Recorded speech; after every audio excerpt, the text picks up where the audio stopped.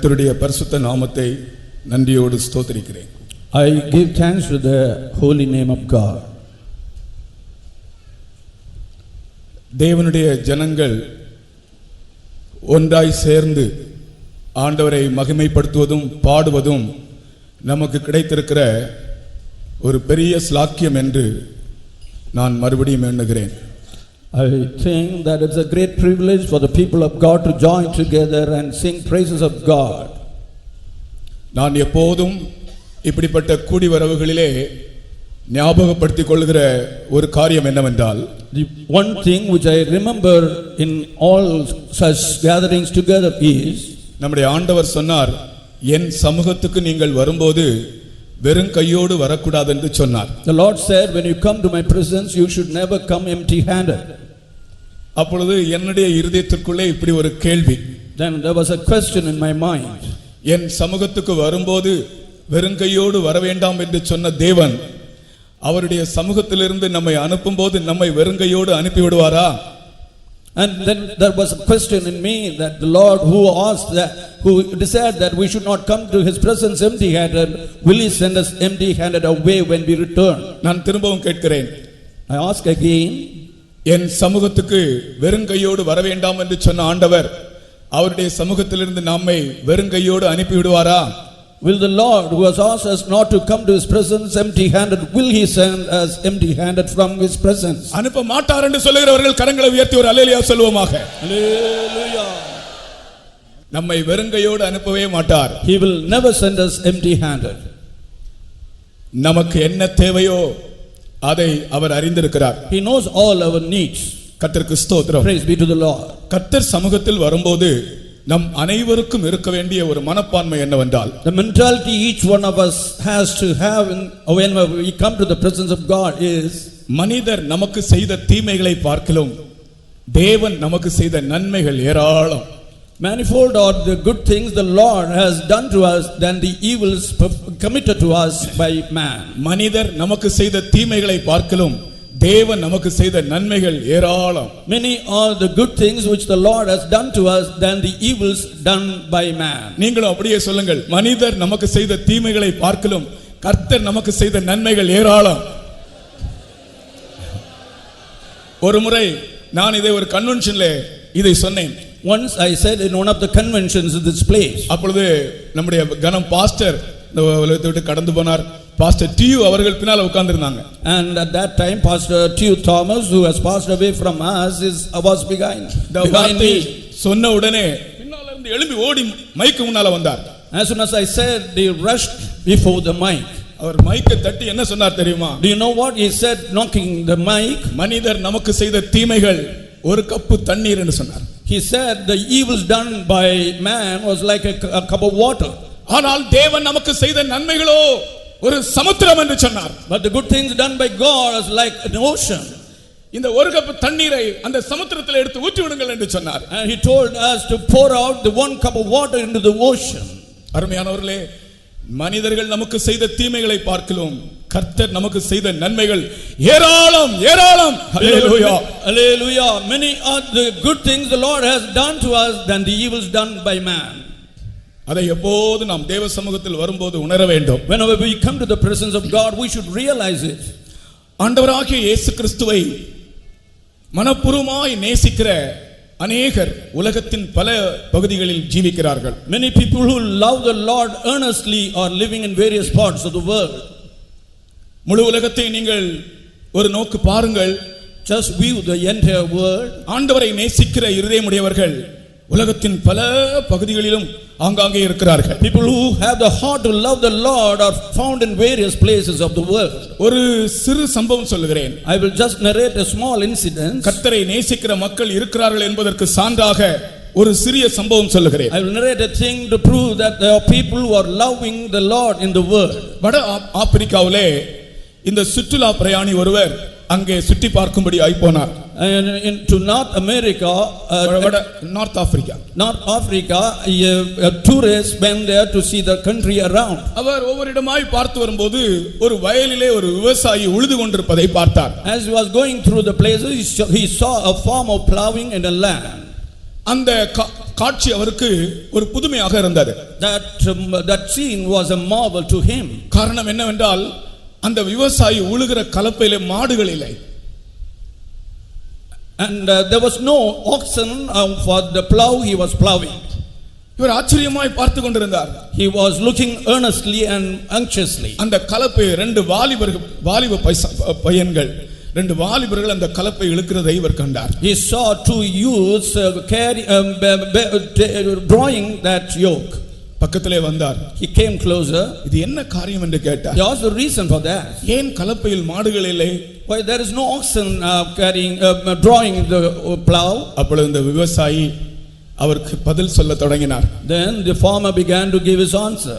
இந்த கலப்பை இழுக்கிற ரெண்டு வாலிபர்களும் என்னுடைய பிள்ளைகள். These two men drawing the plow of my sons. கொஞ்ச நாட்களுக்கு முன்பு இந்திய வேதாகம சங்கத்தினர் ஒரு அறிவித்திருந்தார்கள்.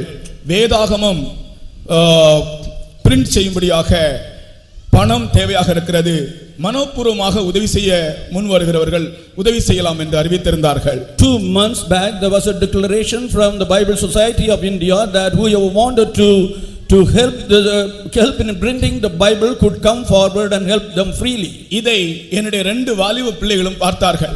This was seen by my 2 young sons. என்னிடத்தில் வந்து சொன்னார்கள், அப்பா வேதாகம சங்கத்திற்கு பைபிள் அச்சிடும்படியாக ஏதாவது நான் உதவி செய்யத்தான் வேண்டும்.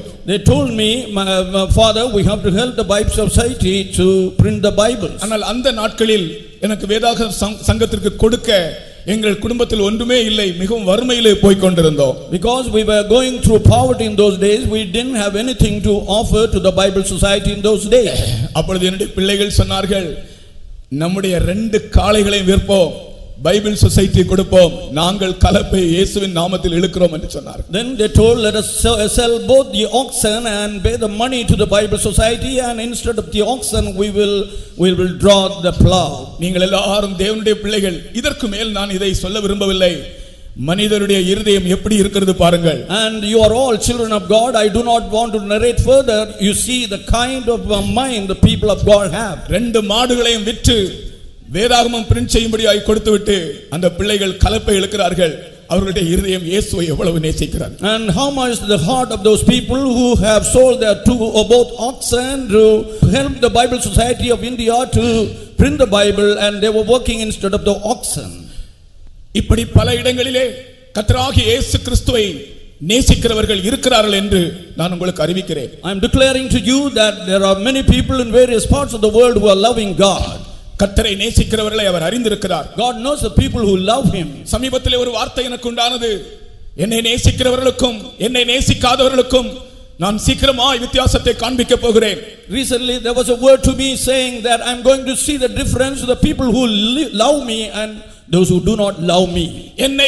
எனக்கு ஊழியம் செய்கிறவர்களுக்கும் எனக்கு ஊழியம் செய்யாதவர்களுக்கும் உரிய வித்தியாசத்தை சீக்கிரமாய் நான் காண்பிக்க போகிறேன் என்று எனக்கு ஒரு வார்த்தை உண்டானது. I had a word from God that I'm going to show the distinction between the people who love me and those who do not love me. மறுபக்கத்திலே நாம் பார்க்கும்போது on the other side as we see, ஆண்டவராகிய இயேசுவை அறியாத ஒரு கூட்டம் ஜனம் இன்னும் அங்கங்கே இருக்கிறார்கள். Still there are groups of people who do not know the Lord Jesus Christ. மார்த்தாண்டத்தில் இருப்பார்களோ தெரியவில்லை. I do not know whether there are such people in Marthanda. ஒருவேளை இருக்கலாம். ஆண்டவராகிய இயேசுவை உண்மையான தேவன் என்று அறியாத ஜனங்கள் மார்த்தாண்டத்திலும் இருக்கலாம். There may be people who do not know about the Lord Jesus Christ in Marthandam too.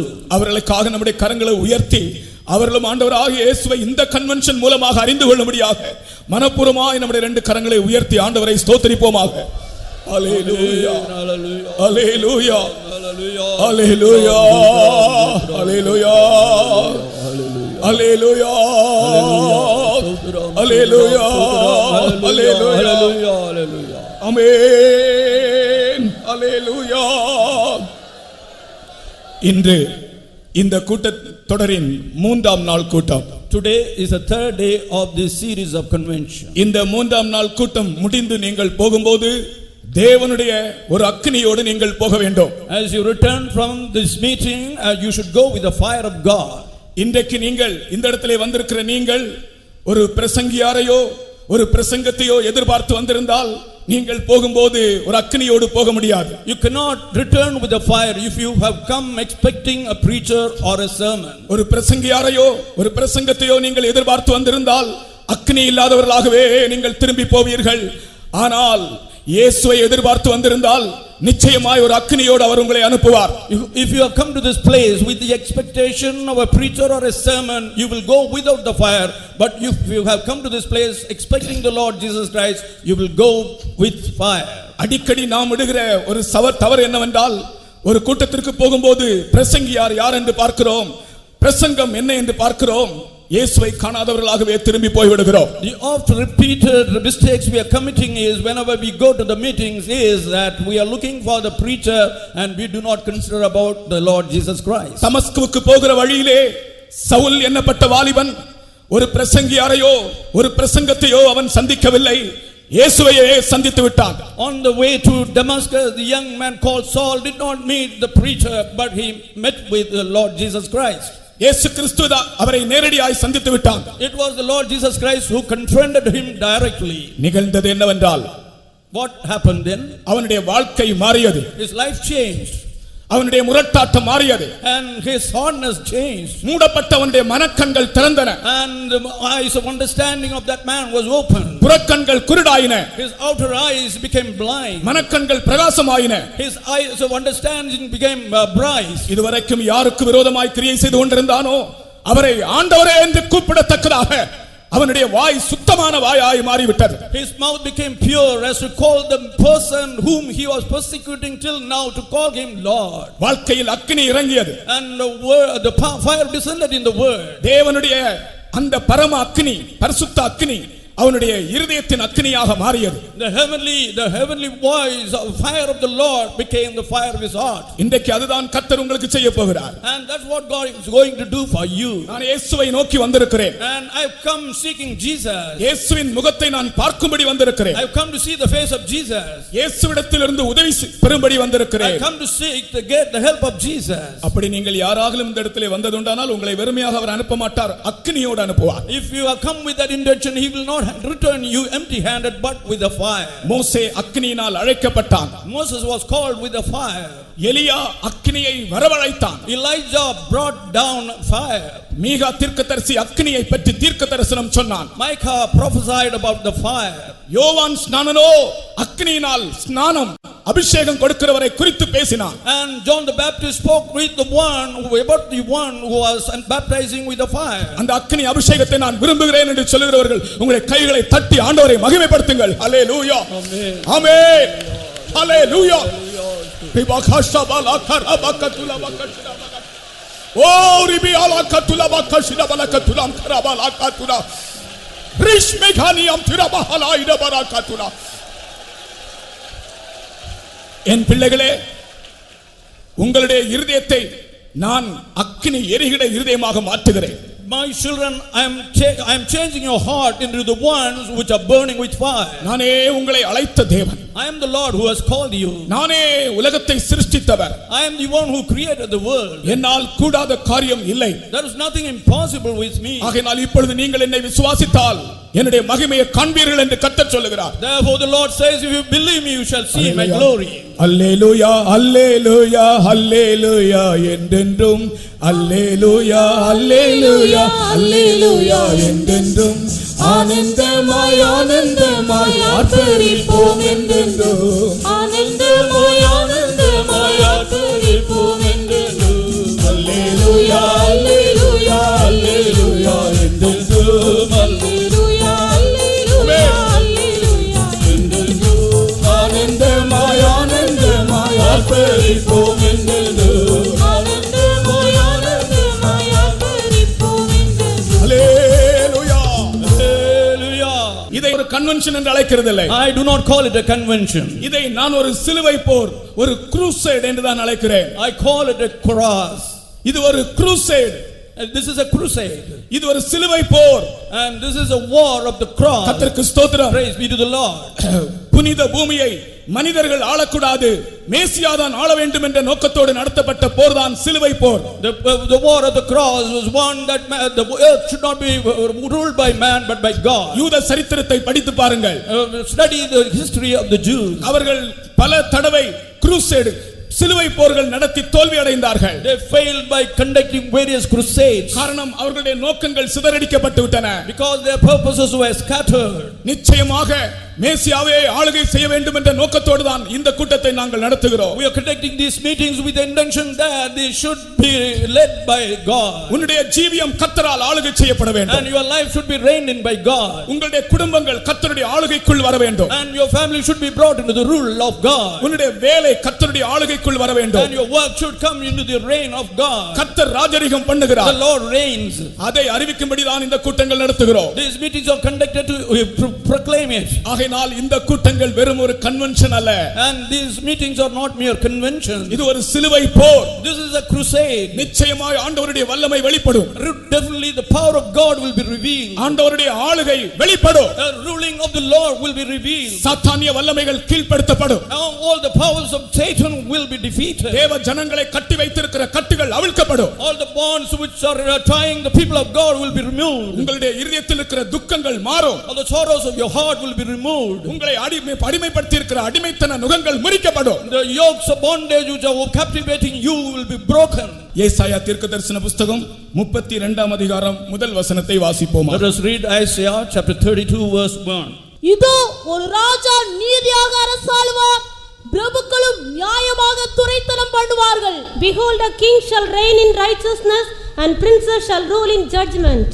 இதோ ஒரு ராஜா நீதியாக அரசாளுவார். Behold, a king shall reign in righteousness. பிரபுக்களும் நியாயமாய் துரைத்தனம் பண்ணுவார்கள். And princes shall rule in judgment. இந்த உலகத்தில் நடைபெற போகிற கர்த்தராகிய இயேசு கிறிஸ்துவின் ஆளுகையை பற்றி ஒரு சில அம்சங்கள் சொல்ல விரும்புகிறேன். I want to say certain aspects concerning the rule which the Lord Jesus Christ is going to hold in this earth. பிரியமானவர்களே, நான் உங்களுக்கு முன்னே அறிவிக்க விரும்புகிற ஒரு வார்த்தை என்னவென்றால், beloved, one word which I want to declare to you is, எந்த இடத்தில் அவர் சிலுவை சுமந்து கொண்டு நடந்தாரோ அதே இடத்தில் அவர் அரசாள போகிறார். He is going to rule in the place where he was carrying the cross. எந்த இடத்தில் அவர் சிலுவை சுமந்து கொண்டு நடந்தாரோ அதே இடத்தில் அவர் 1000 வருடம் அரசாள போகிறார். The place where he was bearing the cross, in the same place he is going to rule in a millennial years. இப்பொழுது நாம் வாசித்த இந்த வசனம், இயேசு கிறிஸ்து இந்த பூமியிலே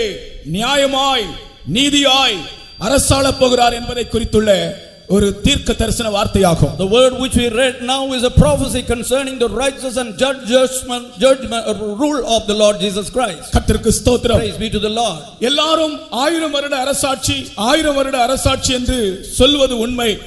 ஆனால் 1000 வருட அரசாட்சி இனி வரப்போகிறதா இருந்தாலும் இப்பொழுது அந்த 1000 வருட அரசாட்சியின் தன்மைகள் நமக்குள் எப்படி இருக்க வேண்டும் என்பதை தான் இன்றைக்கு நான் பேச விரும்புகிறேன். Many people are talking about the millennial rule, but though it has not come so far, I am going to talk about the various aspects of the millennial rule. 1000 வருட அரசாட்சியில் இருக்க வேண்டிய அந்த தன்மைகள் இப்பொழுது நம்முடைய ஜீவியத்தில் எப்படி அது இருக்க வேண்டும் என்று சொல்ல விரும்புகிறேன். I want to tell you about the aspects of the millennial rule to be found in us. 1000 வருட அரசாட்சியை ஒரு கடவுள் ஆட்சி அல்லது தியோக்ரசி என்று சொல்லலாம். And the millennial rule can be called the rule of God. அது கடவுள் ஆட்சி or theocracy. அது கடவுள் தேவனே நேரடியாய் ஆளுகை செய்கிற ஒரு ஆட்சி. That is a rule where God himself directly rules. அதற்கு ஆங்கிலத்திலே தியோக்ரசி என்று ஒரு வார்த்தை இருக்கிறது. And in English there is a word called theocracy. இப்பொழுது நாம் இருக்கிற ஆட்சி, இப்பொழுது நமக்கு இருக்கிற ஆட்சி democracy. Today now we are having democratical rule. மனுக்குல வரலாற்றில் 5 வகையான ஆளுகைகள் இருந்ததாக வரலாறு சொல்லுகிறது. The history has said that there were 5 kinds of rules in the human race. முதலாவது சர்வாதிகார ஆட்சி அல்லது ஆட்டோக்ரசி. And in the first it was autocracy. இரண்டாவது பிரபுக்களின் ஆட்சி அல்லது அரிஸ்டோக்ரசி. Then it was the rule of aristocracy. மூன்றாவது செல்வந்தர்கள் ஆளுகை செய்த ஆட்சி அல்லது புளூட்டோக்ரசி. Then it was a plutocracy where the lords reigned over. அதல்லாமல் நான்காவதாக கற்றறிந்த நிர்வாகிகளால் நடத்தப்பட்ட ஒரு ஆட்சி இருந்தது. அதற்கு பியூரோக்ரசி என்று பெயர். Then the rule which was conducted by various officials was called the bureaucracy. இப்பொழுது நாம் இருக்கிற இந்த காலத்திலே நடைபெறுகிற ஆட்சி ஜனநாயக ஆட்சி அல்லது democracy. The present rule where we are here is the democratical rule. இதெல்லாம் மனித வரலாற்றின் நடைமுறையில் இருந்து வந்த ஆளுகைகள். These were the rules which were conducted in various times of man. சர்வாதிகார ஆட்சி என்றால் என்ன? What is autocracy? அது வல்லமை வாய்ந்த ஒரு தனி நபரால் ஆளுகை செய்யப்பட்ட ஆளுகை. Autocracy was a rule which was conducted by a powerful man. இதை ரெண்டு பிரிவாக பிரிக்கலாம். This could be divided into two. ஒரு பகுதி அப்படி ஒரே தனி மனிதனால் வல்லமை நிறைந்த மனிதனால் ஆளுகை செய்யப்பட்ட அந்த சர்வாதிகார ஆட்சியிலே ரெண்டு பகுதிகள் காணப்பட்டன. Two aspects were found in the autocracy which was ruled which was conducted by the powerful man. சர்வாதிகாரிகளிலே ஒரு கூட்டத்தினர் மனிதர்களுக்கு நன்மை செய்கிறவர்களாக இருந்தார்கள். A group among the autocrats were doing good to the human race. அவர்களுடைய ஆட்சி எதேச்சாதிகார ஆட்சி அல்லது benevolent despotic rule என்று அழைக்கப்படுகிறது. And their rule was called a despotic rule. benevolent despotic rule. It was benevolent despotic rule. அப்படி சர்வாதிகாரிகளாய் இருந்த சிலர் மனுஷர்களுக்கு நன்மை செய்தவர்கள் இருந்தார்கள். Such despots were doing good to man. சர்வாதிகார ஆட்சியின் அடுத்த பகுதி மனிதர்களுக்கு கொடுமை செய்தவர்கள். The other part of the autocracy was done by the people who did violence to the people. அதற்கு dictatorship என்று பெயர். That was called dictatorship. அவர்கள் யார் சொன்னாலும் கேட்க மாட்டார்கள். தங்கள் சொந்த வழியாகவே ஜனத்தை ஆளுகை செய்தவர்கள். These dictators would not listen to anyone. They ruled the country according to their own whims and fancies. இப்படி ரெண்டு பகுதியாக சர்வாதிகார ஆட்சி இருந்திருக்கிறது. And the autocracy consisted of these two parts. அடுத்ததாக then பிரபுக்களின் ஆட்சி அல்லது அரிஸ்டோக்ரசி. then it was the aristocracy. உயர்ந்த குலத்தை சேர்ந்தவர்கள் பிரபுக்கள் ஜனத்தை ஆளுகை செய்தார்கள். Lords and men of higher degrees were ruling the people. இது ஒரு காலத்திலே நடைமுறையில் இருந்திருக்கிறது. And this was existing for a time. மூன்றாவதாக பணக்காரர்கள் அல்லது செல்வந்தர்கள் தேசத்தை ஜனங்களை ஆளுகை செய்தார்கள். Thirdly, the affluent or rich people ruled the people. அதற்கு புளூட்டோக்ரசி என்று பெயர். That's called plutocracy. இது அல்லாமல் நிர்வாகிகளால் நடத்தப்பட்ட ஒரு அரசாட்சியும் இருந்தது. அது பியூரோக்ரசி என்று அழைக்கப்பட்டது. Then there was a rule which was done by the people which was called bureaucracy. இது அரசாங்க அதிகாரிகளால் நடத்தப்பட்ட ஒரு ஆளுகை. This was a rule which was held by the officials of the government. எல்லாவற்றுக்கும் பின்பு இப்பொழுது நாம் இருக்கிறது ஜனநாயக ஆட்சி. After all this, we are now in the democratic rule. அல்லது மக்கள் ஆட்சி. It is the rule by the people. அநேக தேசங்களிலே இந்த மக்கள் ஆட்சி நடைமுறையில் இருக்கிறது. This democratic rule is existing in various countries. கர்த்தருக்கு ஸ்தோத்திரம். Praise be to the Lord. ஆனால் இதோ ஒரு ராஜா நீதியாய் அரசாளுவார் என்று நாம் படித்த வசனம், அது ஒரு ஆண்டவர் கடவுள் ஆட்சியை, தேவனே இந்த உலகத்தில் ஆளுகை செய்கிற ஆளுகையை காண்பிக்கிறார். A king will rule in righteousness. What as we read is saying about the rule which will be done by the Lord. ஏனென்றால் இயேசு கிறிஸ்து தாமே இந்த உலகத்தில் ஆளுகை செய்கிறார். நேரடியாக இந்த உலகத்திலே வந்து ஆளுகை செய்ய போகிறார். Because the Lord Jesus Christ will come directly into the world and conduct the rule. நான் உங்களுக்கு முன்னாலே சொன்னேனே, எந்த இடத்தில் அவர் சிலுவையை சுமந்து கொண்டு தள்ளாடி தள்ளாடி நடந்தாரோ அந்த இடத்தை அவர் ராஜாவாக ஆளுகை செய்ய வரப்போகிறார். As I told you before, the place where he was staggeringly carrying his cross, in the same place he is going to come and rule. இதிலே தேவன் பூமியை ஆளுகை செய்ய போகிறார் என்று சொல்லும்போது அதிலிருந்து நம்முடைய தனிப்பட்ட ஜீவியத்திற்கு இப்பொழுது அவசியமான ஒரு சத்தியத்தை சொல்லுகிறேன். I am going to tell you a truth which is required for our personal life from the thing that the Lord is going to rule the country. கர்த்தர் ராஜரீகம் பண்ணுகிறார் என்ற ஒரு வெளிப்படுத்தல் இப்பொழுதே நமக்கு தேவை. We need a revelation that the Lord is ruling the country. Pastor Don இடத்துல ஒரு தடவை கேட்டேன், pastor how are you pastor என்று கேட்டேன். Once I asked Pastor Don about his welfare. How are you pastor? நீங்க எப்படி இருக்கீங்க பாஸ்டர் கேட்டேன். I asked him, how are you pastor? அவர் என்ன சொன்னார் தெரியுமா பதில்? Do you know his answer? நாம என்ன சொல்லுவோம்? normally what do we say? கர்த்தருடைய கிருபையினால நல்லா இருக்கிறேன்னு சொல்லுவோம். We say by the grace of God I am doing well. ஆனால் அவர் என்ன சொன்னார் என்றால் கர்த்தர் ராஜரீகம் பண்ணுகிறார் என்று சொன்னார். But he replied that the Lord reigns. Hallelujah. Hallelujah. எவ்வளவு ஆழமான ஒரு பதில் பாருங்கள். And how deeper his words were. Pastor நீங்கள் எப்படி இருக்கிறீர்கள் என்று கேட்ட கேள்விக்கு பாஸ்டர் டான் சொன்ன பதில் கர்த்தர் ராஜரீகம் பண்ணுகிறார். And to the question which I asked about his well-being, the answer given by Pastor Don was the Lord reigns. அது ஒரு ஆழமான பதிலாக நான் விளங்கிக் கொண்டேன். I understood as a very profound answer. அதனுடைய அர்த்தம் என்ன? What's the meaning of that? நான் தேவனுடைய ஆளுகைக்குள் இருக்கிறேன். I am under the ruling of the Lord. உங்கள் எத்தனை பேருக்கு சொல்ல முடியும்? How many of you can claim like that? நானும் என் குடும்பமும் என் பிள்ளைகள் என் வேலை என் சம்பந்தப்பட்ட எல்லா காரியங்களும் கர்த்தருடைய ஆளுகைக்குள் இருக்கிறோம் என்று தைரியம் உள்ளவர்கள் கரங்களை உயர்த்தி 3 அல்லேலூயா சொல்லுங்கள். Hallelujah. Hallelujah. Hallelujah.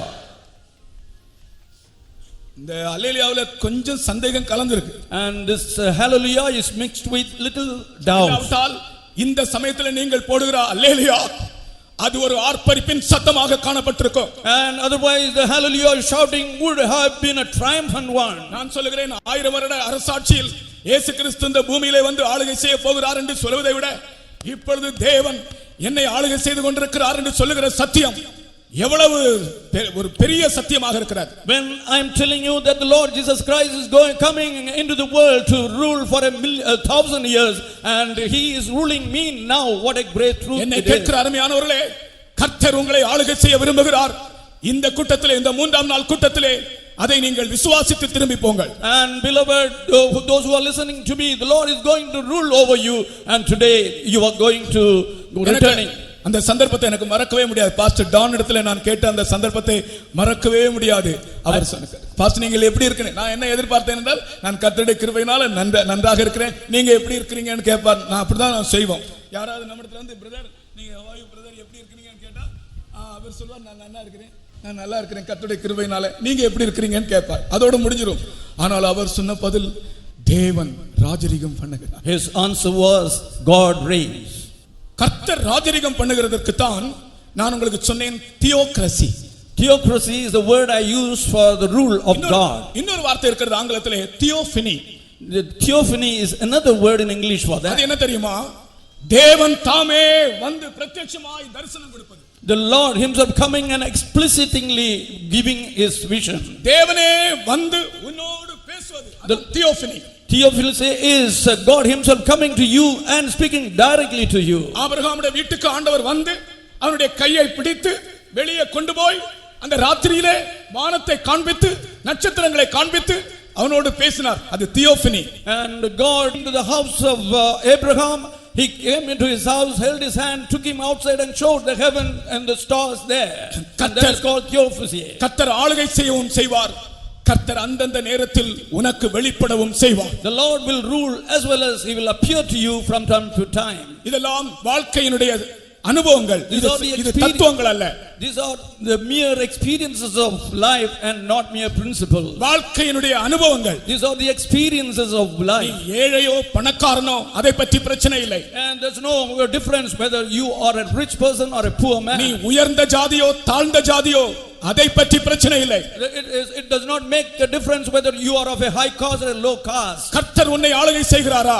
Is the Lord ruling over you? அந்தந்த சமயத்திலே ஆண்டவர் உனக்கு வெளிப்படுகிறாரா? And is the Lord appearing to you from time to time? கர்த்தருக்கு ஸ்தோத்திரம். Praise be to the Lord. கோவாவிலே வேலை செய்து கொண்டிருக்கும் நான் ஊழியம் செய்து கொண்டிருக்கும் போது, when I was doing the Lord's work in Goa, ஒரு சம்பவம் என்னுடைய வாழ்க்கையிலே நடந்தது. in my life something happened.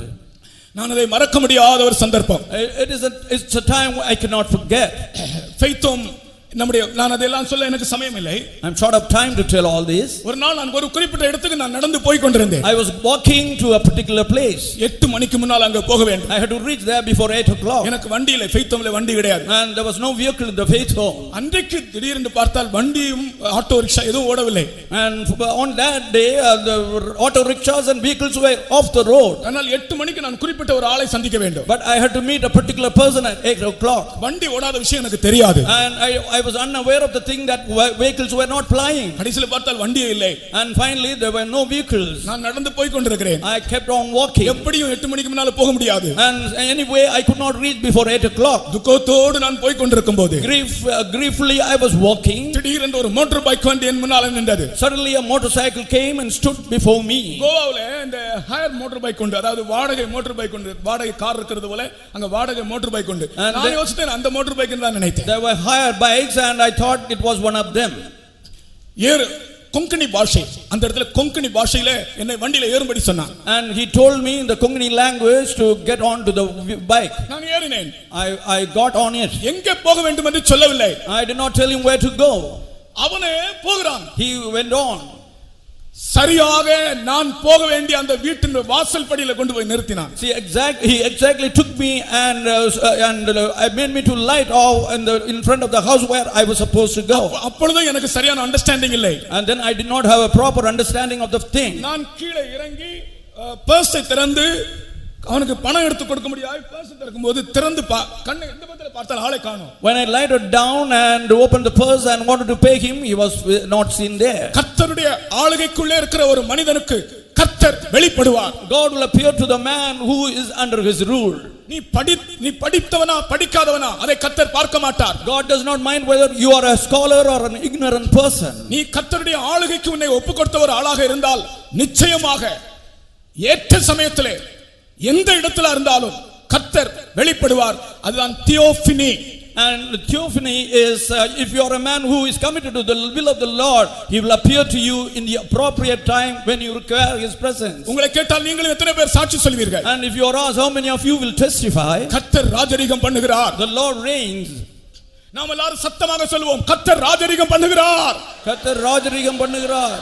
நீங்கள் இந்த வார்த்தையோடு போங்கள், கர்த்தர் உங்கள் வீட்டை ஆளுகை செய்கிறார். And you go with this word, God will rule over your house. அசுத்த வல்லமைகளுக்கு உங்கள் வீட்டின் மேல் அதிகாரம் இல்லை. And the evil spirits have no power in your house. கன நித்திரையின் ஆவிக்கு உன் சரீரத்தின் மேல் அதிகாரம் இல்லை. The stupor has no power in your body. நீ எழும்பி உட்காருகிறாய், ஆனால் உன்னால் ஜெபிக்க முடியவில்லை. You are rising up and sitting, but you are unable to pray. ஒரு அசுத்த ஆவி உன் சரீரத்தில் போராடுகிறது. An unclean spirit is struggling in your body. கர்த்தர் ராஜரிகம் பண்ணுகிறார். அந்த ஆவியை இயேசுவின் நாமத்தில் கடிந்து கொள்கிறோம். And the Lord is reigning. We are rebuking that spirit in the name of the Lord. நம்முடைய கைகளை உயர்த்தி திரும்பவும் சொல்வோம், கர்த்தர் ராஜரிகம் பண்ணுகிறார். கர்த்தர் ராஜரிகம் பண்ணுகிறார். எல்லா அசுத்த ஆவிகளும் உங்களை விட்டு விலகி ஓடி இருக்கிறார். All the evil spirits, the unclean spirits have fled from you. கர்த்தருடைய நாமத்துக்கு ஸ்தோத்திரம்.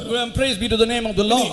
அவர் ராஜாவாக ஆளுகை செய்யும்போது, when he rules as king, அந்த ராஜாவோடு அவருடைய ராணியும் ஆளுகை செய்வாள். his queen also will rule along with him. அந்த ராணி யார்? Who is that queen? அதுதான் புதிய ஏற்பாட்டின் சபை. That is the New Testament church. கர்த்தராகிய இயேசு கிறிஸ்து ஆளுகை செய்யும்போது, when the Lord Jesus Christ reigns, கர்த்தராகிய இயேசு கிறிஸ்துவோடு கூட அவருடைய ராணி, அவருடைய மணவாட்டி அவரோடு ஆளுகை செய்யும். then his bride or his queen will rule along with him. நான் இதை பற்றி விவரமாக பேச எனக்கு சமயம் இல்லை. சுருக்கமாக மட்டும் நம்முடைய பகுதி மட்டும் பேசுகிறேன். I am short of time to elaborate it, but I will explain it in short. இயேசு கிறிஸ்துவோடு கூட அவருடைய மணவாட்டி ஆளுகையில் காணப்படுவார்கள். And Jesus' bride will be found in the rule along with him. அதுதான் ஜெயம் கொண்ட பரிசுத்தவான்கள் மணவாட்டி சபை. They are the wicked saints who have overcome, and that is the church of the bride.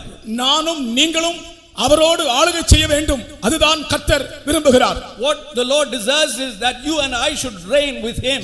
அதற்கு இன்றைக்கு 3 காரியங்களை உங்களுக்கு சொல்லுகிறேன். And about that I will tell 3 things. இயேசு கிறிஸ்துவோடு நாம் ஆளுகை செய்ய வேண்டும் என்றால் முக்கியமான 3 காரியங்களை சொல்லுகிறேன். I am telling you about the manner of ruling with the Lord Jesus Christ. முதலாவது மத்தேயு எழுதின சுவிசேஷத்தின்படி 5ஆம் அதிகாரம் 5ஆம் வசனத்தின்படி சாந்த குணம் உள்ளவர்கள் பாக்கியவான்கள், அவர்கள் பூமியை சுதந்தரித்துக் கொள்வார்கள். And according to Matthew 5:5, those the meek, blessed are the meek, and they will inherit the earth.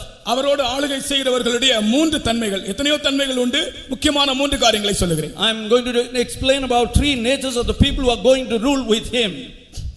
சாந்த குணம் உள்ளவர்கள் பாக்கியவான்கள், அவர்கள் பூமியை சுதந்தரித்துக் கொள்வார்கள். And the blessed are the meek, they will inherit the earth. இது 1000 வருட அரசாட்சியிலே சாந்த குணம் உள்ளவர்கள் ராஜாக்களா இருப்பதை பற்றி ஒரு வார்த்தை தான். This is a word concerning the meek people who will be kings in the millennial rule. நான் நேரடியாக ஒரு கேள்வி கேட்கிறேன். I am going to ask a direct question. ரட்சிக்கப்பட்டிருந்தோம், ஞானஸ்நானம் பெற்றிருந்தோம், பரிசுத்த ஆவியின் அபிஷேகத்தை பெற்றிருந்தோம், தேவனுடைய பிள்ளைகள் என்று பெயர் எடுத்தும் கோப சுபாவத்தில் விடுதலை இல்லாதவர்கள் எத்தனை பேர்? How many of you have not overcome the nature of anger in spite of having been saved, having been baptized, having received the anointing of the Holy Spirit? நம்முடைய வாழ்க்கையில் கோப சுபாவத்திற்கு நாம் இடம் கொடுத்தால் நாம் அவரோடு ஆளுகை செய்ய முடியாது. If you in our life yield for the nature of anger, we cannot rule with him. சாந்த குணமுள்ளவர்கள் பாக்கியவான்கள், அவர்கள் பூமியை சுதந்தரித்துக் கொள்வார்கள். Blessed are the meek, for they shall inherit the earth. வாசித்து பாருங்க. சாந்த குணமுள்ளவர்கள் பாக்கியவான்கள், அவர்கள் பூமியை சுதந்தரித்துக் கொள்வார்கள். Blessed are the meek, for they shall inherit the earth. சாந்த குணமுள்ளவர்கள் பாக்கியவான்கள், அவர்கள் பூமியை சுதந்தரித்துக் கொள்வார்கள். Blessed are the meek, for they shall inherit the earth. நான் சொல்லுகிறேன், நீ ஒரு பெரிய பிரசங்கத்தை நீ ஒன்று எதிர்பார்க்காதே. முதலாவது கர்த்தர் உன்னிடத்தில் கேட்கிறார், உன்னுடைய கோப சுபாவத்தில் நீ விடுதலை அடைந்திருக்கிறாயா? நீ கிறிஸ்துவோடு ஆளுகை செய்ய வேண்டும். கிறிஸ்துவோடு ஆளுகை செய்வதற்கு உனக்குள் சாந்த குணம் உருவாக்கப்பட வேண்டும். I am asking you not to expect a great sermon, but I am asking you, have you victory over your anger? The Lord is expecting you to be meek in order to inherit the earth. எத்தனையோ சந்தர்ப்பங்களில் நான் கூட கோபப்பட்டிருக்கிறேன். நான் பிரியமானவர்களே, அந்த சந்தர்ப்பத்தில் நான் கோபப்பட்டு தனிமையாய் வரும்போது ஆண்டவர் என்னோடு பேசுற ஒரு வார்த்தை அதுதான், இப்ப நம்ம கோபத்தோடு இருக்கிறோமே, சாந்த குணமுள்ளவர்கள் தானே பூமியை சுதந்தரிப்பார்கள். இந்த சுபாவத்தில் எனக்கு விடுதலை இல்லாவிட்டால் நான் கிறிஸ்துவோடு ஆளுகை செய்ய முடியாதே என்று நான் அடிக்கடி நினைப்பதுண்டு. There were many occasions when I had become provoked, but on such occasions one thing which occurred to me was that the earth will be inherited by the meek people, and because I did not have the meekness and I was angry, I could not inherit the earth. ஒரு open confession, I make an open confession. வெளிப்படையாக ஒரு அறிக்கை செய்யுங்கள். கோப சுபாவத்தில் எனக்கு விடுதலை வேண்டும் என்று விரும்புகிறவர்கள் மட்டும் உங்களுடைய கைகளை உயர்த்துங்கள். இப்பொழுது ஆண்டவர் உங்களுடைய கைகளை கண்டு இறங்கி, மனம் இறங்கி அந்த சுபாவத்திலிருந்து உங்களுக்கு விடுதலை தந்து சாந்தமும் மனத்தாழ்மையும் உடையவர்களாக உங்களை மாற்றுகிறார். ஹல்லேலூயா, ஹல்லேலூயா, ஹல்லேலூயா, ஹல்லேலூயா.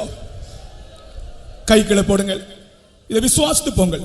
சாந்த குணமுள்ளவர்கள் பாக்கியவான்கள், அவர்கள் தான் ஆளுகை செய்ய முடியும். And blessed are the meek, only those people can rule.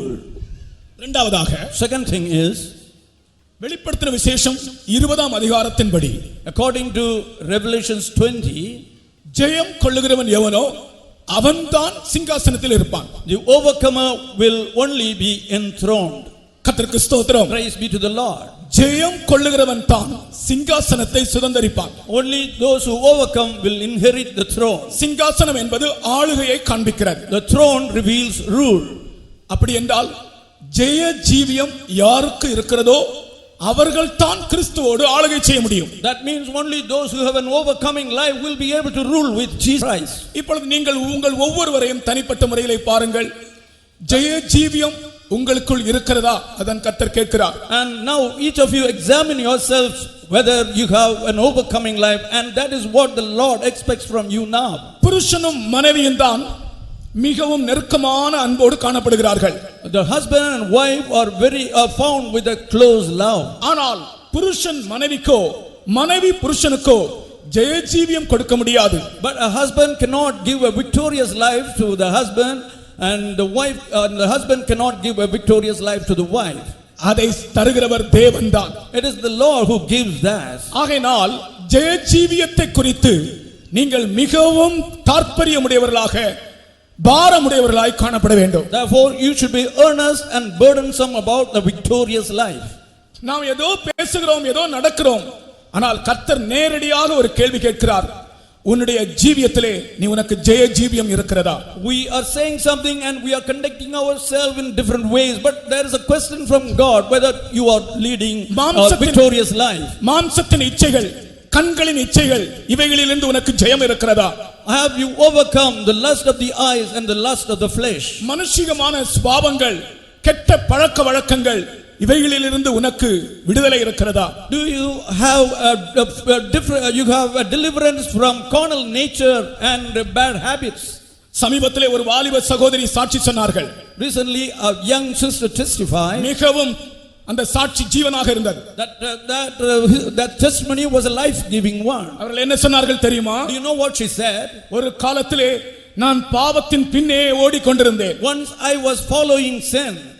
இப்பொழுதோ நான் பாவத்தை விட்டு விலகி ஓடிக்கொண்டிருக்கிறேன். But I am fleeing away from sin. அதுதான் ஜெய ஜீவியம். That is an overcoming life. பாவத்தின் பின்னே ஓடிக்கொண்டிருந்த ஒரு ஆள் பாவத்தை விட்டு விலகி ஓடிக்கொண்டிருக்கிறார். A person who was following sin is now fleeing away from sin. நாம் ஜெய ஜீவியம் உடையவர்களாக இருந்தால் தான் சிங்காசனம் கிடைக்கும். We will get the throne only if we have an overcoming life. கர்த்தருக்கு ஸ்தோத்திரம். Praise be to the Lord. கர்த்தர் அதை நமக்கு தருகிறார். The Lord gives that to us. ஜெய ஜீவியமும் தருகிறார், சிங்காசனமும் தருகிறார். He gives us the overcoming life as well as the throne. நான் அடிக்கடி இந்த காரியத்தை பற்றி ஒரு விஷயம் சொல்லுவது உண்டு வழக்கமாக. Normally I say a certain thing about this. சில சம்பவங்கள் வந்து அதை மறக்கவே முடியாது. I cannot forget certain happenings. ஒரு நாள் நானும் ஒரு பிரதருமா உட்கார்ந்து பேசிட்டு இருந்தோம். Once I was chatting with a brother.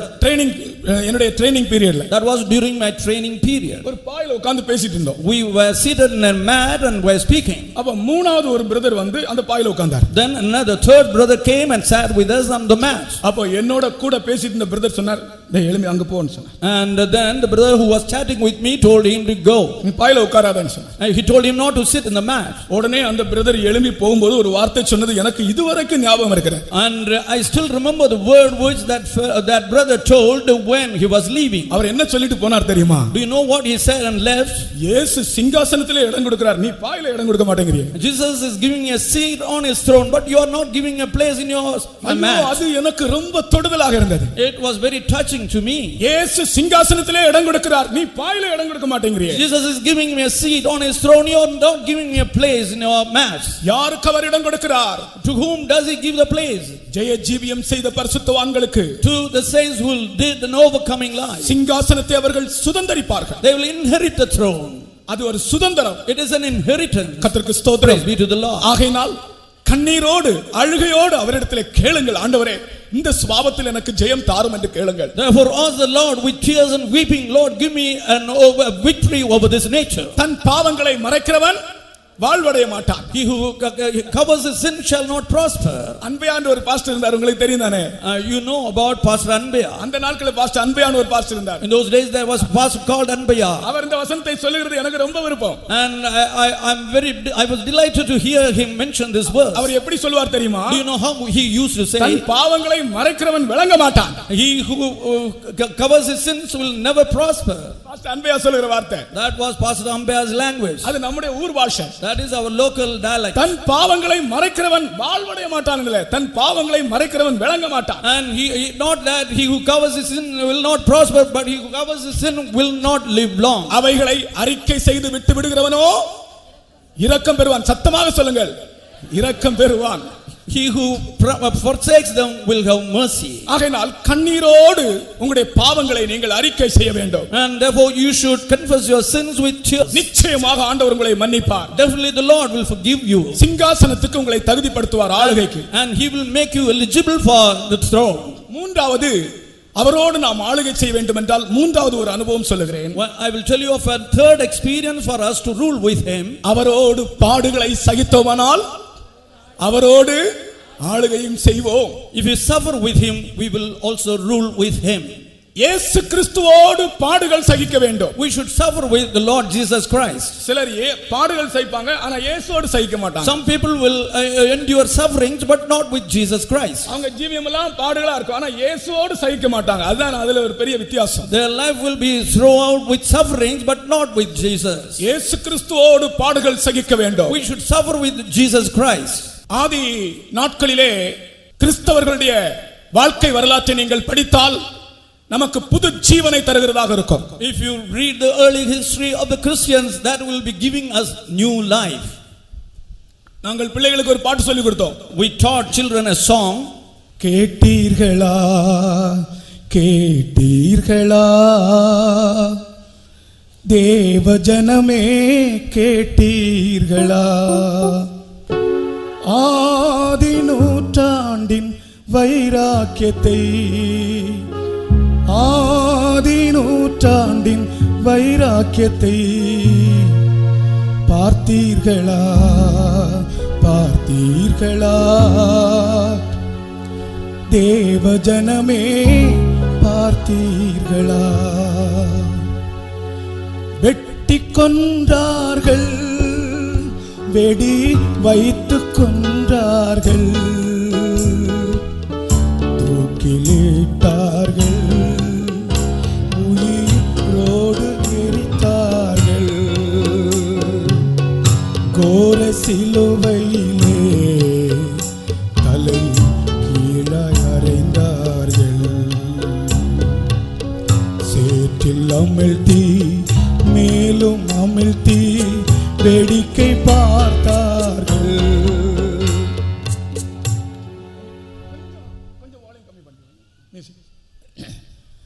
வெட்டி கொன்றார்கள், வெடி வைத்து கொன்றார்கள், தூக்கிலிட்டார்கள், உயிரோடு எரித்தார்கள், கோர சிலுவையிலே தலை கீழாய் அறைந்தார்கள், சேற்றில் அமிழ்த்தி மேலும் அமிழ்த்தி வேடிக்கை பார்த்தார்கள், சேற்றில் அமிழ்த்தி மேலும் அமிழ்த்தி வேடிக்கை பார்த்தார்கள். கேட்டீர்களா, கேட்டீர்களா? தேவ ஜனமே கேட்டீர்களா? ஆதி நூற்றாண்டின் வைராக்கியத்தை, ஆதி நூற்றாண்டின் வைராக்கியத்தை பார்த்தீர்களா, பார்த்தீர்களா? தேவ ஜனமே பார்த்தீர்களா? பிரியமானவர்களே, சண்டே ஸ்கூல் பிள்ளைகளுக்கு நாங்கள் இந்த பாட்டை சொல்லிக் கொடுத்தோம். We taught the Sunday school children about this song. எனக்கு சரியாக பாட முடியவில்லை. I cannot sing properly. ஆவி உற்சாகம் உள்ளது, மாம்சமோ பலவீனமாக இருக்கிறது. The spirit is willing, but the flesh is weak. ஆனாலும் அந்த நாட்களில் கிறிஸ்தவ மார்க்கம் பாடு சகித்தபடியினால் தான் இன்றைக்கு நாளொரு மேனியும் பொழுதொரு வண்ணமுமாக வளர்ந்து கொண்டிருக்கிறது. Because the Christianity suffered in those days, it is growing by leaps and bounds today. ஒரு மனிதனுடைய உறுதியான அஸ்திபாரமே பாடுகளின் ஜீவியம். The sure foundations of a man is a suffering life. கர்த்தருக்கு ஸ்தோத்திரம். Praise be to the Lord. வந்ததான எந்த உபத்திரவத்தையும் அவர்கள் வகைப்படுத்தவே இல்லை. They did not mind any persecution which came in their life. ஆண்டவருக்காக பாடுகள் சகித்தார்கள். They suffered for the Lord. காரணம் அவர்களுடைய வெளிப்படுத்தல், நாங்கள் இயேசுவோடு அரசாட்சி செய்வோம். Because they had the revelations that they will rule with Jesus. கேட்டீர்களா, கேட்டீர்களா? தேவ ஜனமே கேட்டீர்களா? ஆதி நூற்றாண்டின் வைராக்கியத்தை, ஆதி நூற்றாண்டின் வைராக்கியத்தை பார்த்தீர்களா, பார்த்தீர்களா? தேவ ஜனமே பார்த்தீர்களா? வெட்டி கொன்றார்கள், பட்டய கற்குக்கு அவர்கள் பயப்படவில்லை. They were not afraid of the edge of the sword. வெடி வைத்து கொன்றார்கள், சரீரம் சிதறியது, ஆனாலும் பயப்படவில்லை. They were not afraid though their body was scattered. தோலுரித்தார்கள், தோலை உரித்தார்கள், ஆனாலும் பயப்படவில்லை. They were not afraid of flaying. உயிரோடு எரித்தார்கள், உயிரோடு எரித்தார்கள். They were burned alive. அப்படியே கட்டி வைத்து எரித்தார்கள். They were tied and burned alive. Street lights போல, like the street lights. தெருக்களிலே கட்டி வைத்து எரித்தார்கள். They were burned being bound. அவர்கள் எரிந்த பிரகாசத்திலே அவன் எரித்தவன் நடந்து போனான். And the man who burned him walked in the light of the burning torch. ஆனாலும் பயப்படவில்லை. But they were not scared. கோர சிலுவையிலே தலை கீழாய் அறைந்தார்கள், சேற்றில் அமிழ்த்தி மேலும் அமிழ்த்தி வேடிக்கை பார்த்தார்கள், சேற்றில் அமிழ்த்தி மேலும் அமிழ்த்தி வேடிக்கை பார்த்தார்கள். கர்த்தருக்கு ஸ்தோத்திரம். Praise be to the Lord. சமயமில்லாதபடி நான் முடிக்கிறேன். Due to short of time, I am finishing. அவரோடு ஆளுகை செய்ய வேண்டும் என்றால் அவரோடு பாடுகள் சகிக்க வேண்டும். If you want to rule with him, you should suffer with him. சாந்த குணமுள்ளவர்கள் பூமியை ஜெயம் கொள்ளுகிறவர்கள் சிங்காசனத்தை சுதந்தரிப்பார்கள். அவரோடு பாடுகளை சகித்தவர்கள் அவரோடு ஆளுகை செய்வார்கள். அல்லேலூயா சொல்லுங்கள். அல்லேலூயா. அப்ப நாம் இந்த பூமியில இயேசு ஆளுகை செய்யும் போது அவரோடு நாம் ஆளுகை செய்ய வேண்டும் என்றால் முக்கியமா இந்த 3 அனுபவங்கள் இருக்க வேண்டும். We need this experience, 3 experiences importantly, not to reign with Jesus Christ when he reigns on this earth. அடுத்ததாக The next thing is, இந்த இயேசு ஆளுகை செய்யும் போது when this Jesus rules, பூமியிலே ஒரு கூட்டம் ஜனங்கள் சரீரத்தில் இருப்பார்களே, and there will be a group of people in the body, அவர்களுக்கென்று ஒரு அரசாங்க பாஷை இருக்கிறது. and they will have a slang, government slang. அவர்களுக்கென்று ஒரு அரசாங்க பாஷை இருக்கிறது. They will have a government language. அந்த அரசாங்க பாஷை எது? And what is that language of the government? அந்த அரசாங்க பாஷை தான் எபிரேய பாஷை. That slang will be in Hebrew. கர்த்தருக்கு ஸ்தோத்திரம். Praise be to the Lord. அன்றைக்கு முழுவதும் அவர்களுடைய பாஷை இந்த பரிசுத்தமான பாஷை தான். And this holy language will be the language of the entire world on that day. அதுதான் அவர்களுடைய அரசாங்கத்தின் சட்டபூர்வமான பாஷை. That will be the language of the government lawfully. இந்த எபிரேய பாஷை என்பது sacred language அல்லது பரிசுத்தமான பாஷை என்று அழைக்கப்படுகிறது. This Hebrew language is called a sacred language. நான் உங்களுக்கு ஒரு கேள்வி கேட்கட்டுமா? May I ask you a question? அப்படி என்றால் அந்த நாட்களில் கெட்ட வார்த்தை பேசுகிற எவனாவது இருப்பானா? And if so, will there be anyone using evil foul communication? கர்த்தர் என்ன சொன்னார் என்றால், What did the Lord say? எனக்கு நீங்கள் ஆராதனை செய்யும்படிக்கு, And that you may serve me, உங்கள் பாஷையை நான் சுத்தமான பாஷையாக்குவேன். I will make your language a pure language. Zephaniah 3ஆம் அதிகாரம் 9ஆம் வசனம். Zephaniah chapter 3 verse 9. உங்கள் பாஷையை நான் சுத்தமான பாஷையாக்குவேன். I will purify your language. அப்படி ஒரு ஆளுகைக்காக, For such a rule, கர்த்தர் நம்முடைய பாஷையை சுத்தமான பாஷையாக மாற்றுகிறார். God will turn our language into a pure language. அப்ப நாம் அன்றைக்கு உயிர்த்தெழுந்த சரீரத்தில் ஆளுகை செய்வோம். In those days we will be ruling in the resurrected body. இந்த பூமியிலே சரீரத்தில் ஒரு கூட்டம் ஜனங்கள் உண்டு. In the world there will be a people found in their body. அவர்களுடைய பாஷையே சுத்தமான பாஷையாக இருக்குமா? And their languages will be pure language. அப்படி என்றால் நாம் எச்சரிப்படைய வேண்டாமா? Then should we not be warned? இந்த நாட்களில் நம்முடைய பாஷை எப்படிப்பட்ட பாஷையாக இருக்க வேண்டும்? How our language should be in these days? சுத்தமான பாஷையாக இருக்க வேண்டும். It should be pure language. தயவு செய்து இந்த வசனத்தை வாசியுங்கள். Read that verse. அப்பொழுது ஜனங்கள் எல்லாரும் கர்த்தருடைய நாமத்தை தொழுதுகொண்டு ஒருமனப்பட்டு அவருக்கு ஆராதனை செய்யும்படிக்கு நான் அவர்கள் பாஷையை சுத்தமான பாஷையாக மாற பண்ணுவேன். For then will I turn to the people a pure language, that they may all call upon the name of the Lord to serve him with one consent. A pure language. A pure language. ஒரு சுத்தமான பாஷையாய் மாற்றுவார். He will make it a pure language. அப்படி என்றால் நான் நினைக்கிறேன், எனக்கு ஆண்டவர் தந்த வெளிப்படுத்தலை உங்களுக்கு நான் சொல்லுகிறேன். I'm telling you according to the revelation I have. இப்பொழுதே நம்முடைய பாஷைகள் சுத்தமான பாஷையாக பரிசுத்தமான பாஷைகளா இருக்க வேண்டும். Now itself our language should be a purified and a holy language. சந்தர்ப்பம் வரும்போது ஏதாவது ஒரு அசுத்தமான பாஷை வார்த்தை உன் வாயில் வரக்கூடாது. And on certain occasions evil word should not proceed from your mouth. ஒரு சுத்திகரிப்பு கூட்டம் நடந்தது. And there was a purification meeting. அந்த சுத்திகரிப்பு கூட்டத்திலே ஒரு ஆள் எழும்பி நின்று அறிக்கை செய்தார். And in that meeting a person got up and testified. என்னுடைய பாஷை சுத்தமில்லை, என் பாஷை சுத்தமில்லை என்று சொன்னார். He said his language was not pure. அவர் என்ன சொன்னார் என்றால், என்னுடைய பிள்ளைகளை நான் அடிக்கடி ராஸ்கல் ன்னு கூப்பிடுறேன்னு சொன்னார். And what he said was that he was calling his children rascal often. அவர் சொல்றார், இந்த வார்த்தை பரிசுத்தமான வார்த்தை அல்ல, என்னுடைய பாஷையில் சுத்தமில்லை என்று சொல்லி அழுதார். He confessed that it was not a holy or a pure language, and he wept. எச்சரிக்கையாக இருங்கள். And be warned. உங்களுடைய வாயிலிருந்து பிறக்கிற வார்த்தைகள் பரிசுத்தமான வார்த்தைகளா இருந்தால்தான் 1000 வருட அரசாட்சியிலே உங்களுக்கு பங்குண்டு. If the words proceeding of your mouth, proceeding out of mouth are holy, you will have part in the millennial rule. வார்த்தைகளை குறித்து மிகவும் கவனமாக இருக்க வேண்டும். We should be very careful about our words. அசுத்தமான வார்த்தைகள் உபயோகிக்கவே கூடாது. We should never use foul languages.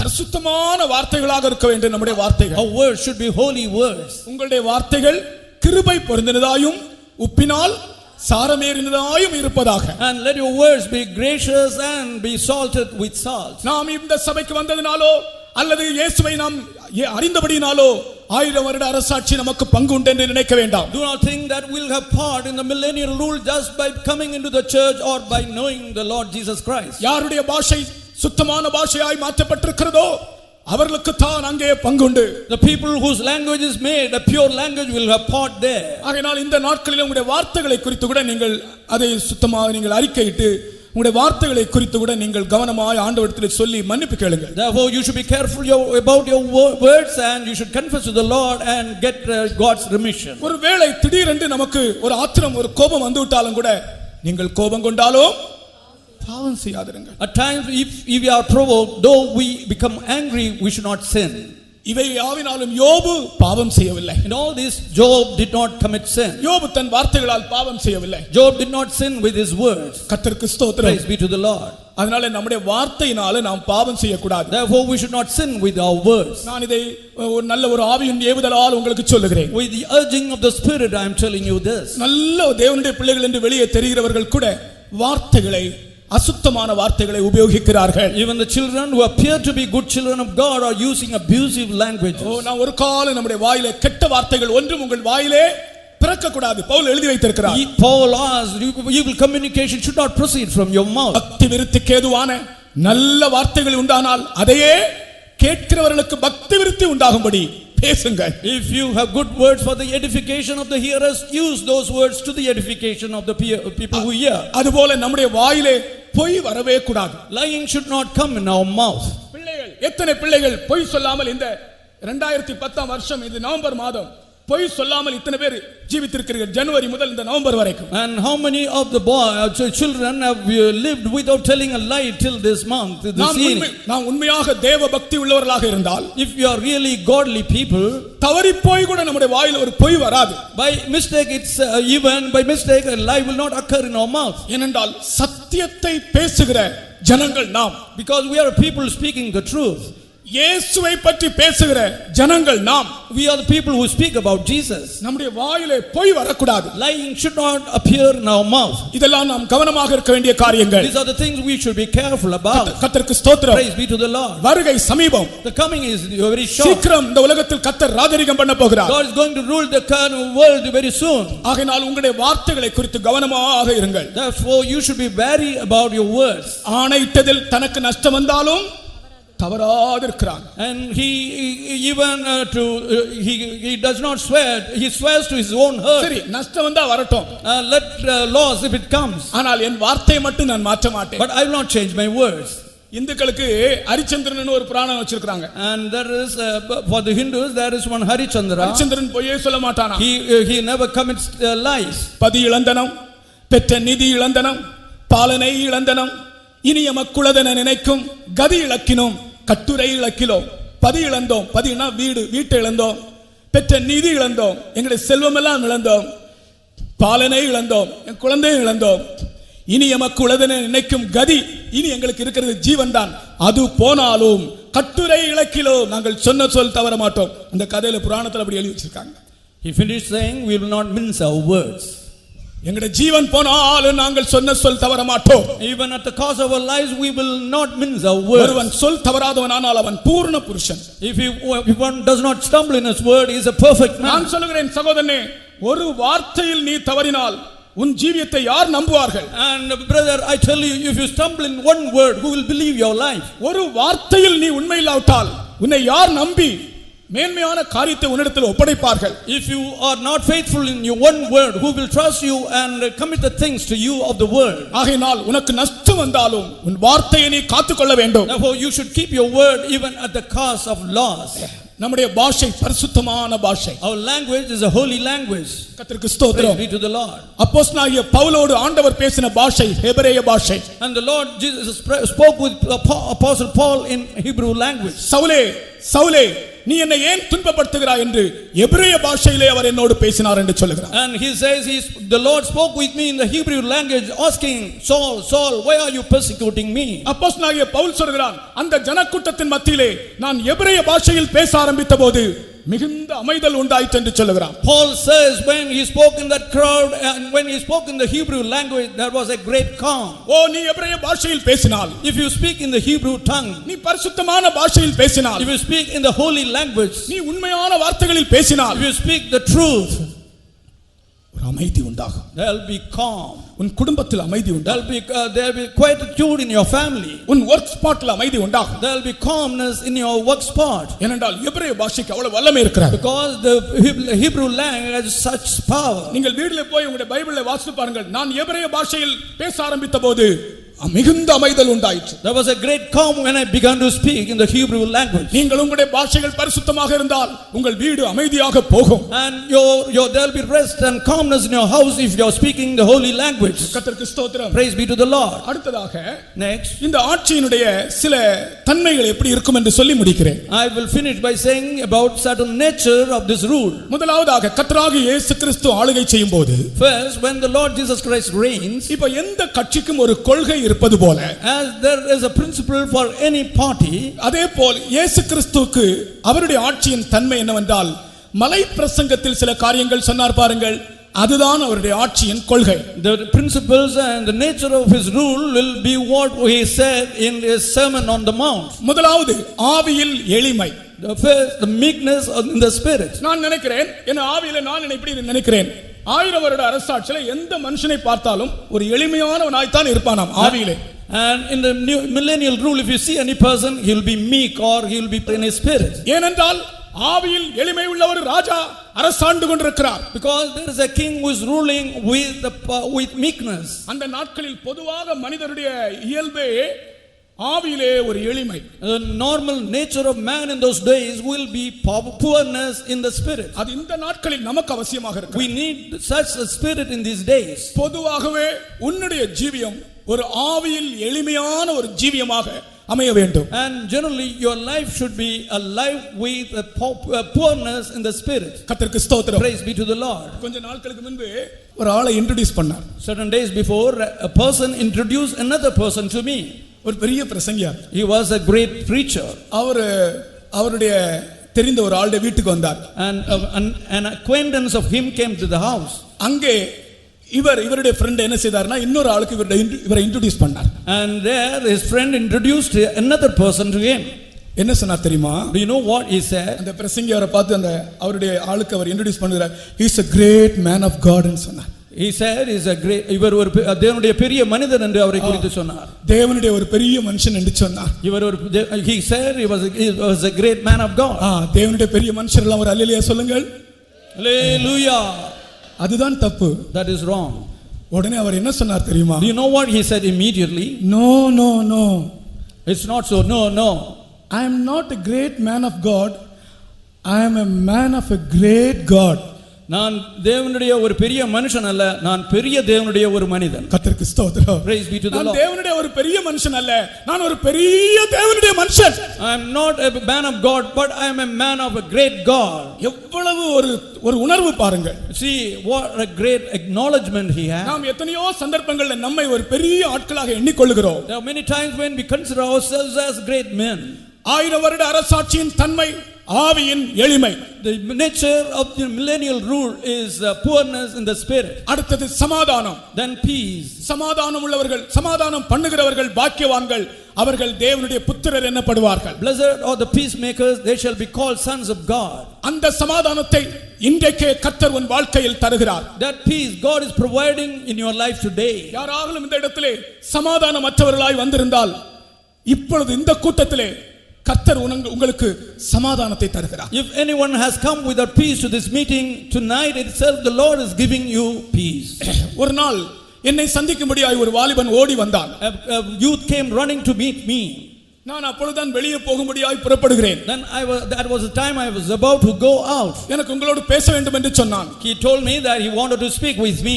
நான் சொன்னேன், தம்பி நான் அவசரமா வெளியே போகிறேன், நீ நாளைக்கு காலையிலே வா என்று சொன்னேன். I told him, brother, I am going in a hurry, and I told him to come in the following day.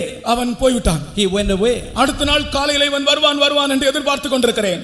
I was expecting him on the next day morning. பக்கத்துல ஃபெய்த்தம் பக்கத்துல ஒரு ரயில்வே ட்ராக் இருக்கிறது, அங்க ஒரு பாடி கிடைக்கிறது என்று சொன்னார்கள். And there was a railway track near the Faithful, and people said that the body was lying there. எனக்கு சந்தேகம். I suspected about that. பார்த்தால் அந்த பையன்.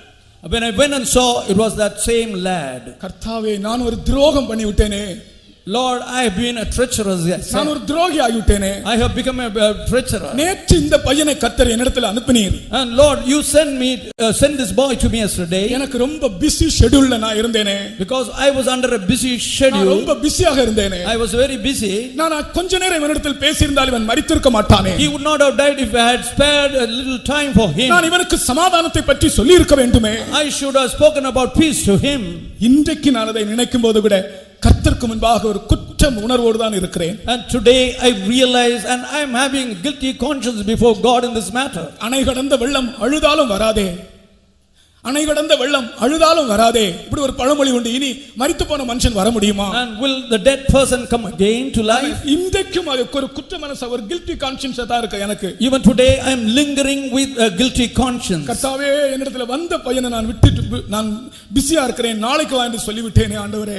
Lord, the boy who came, I returned saying I was busy.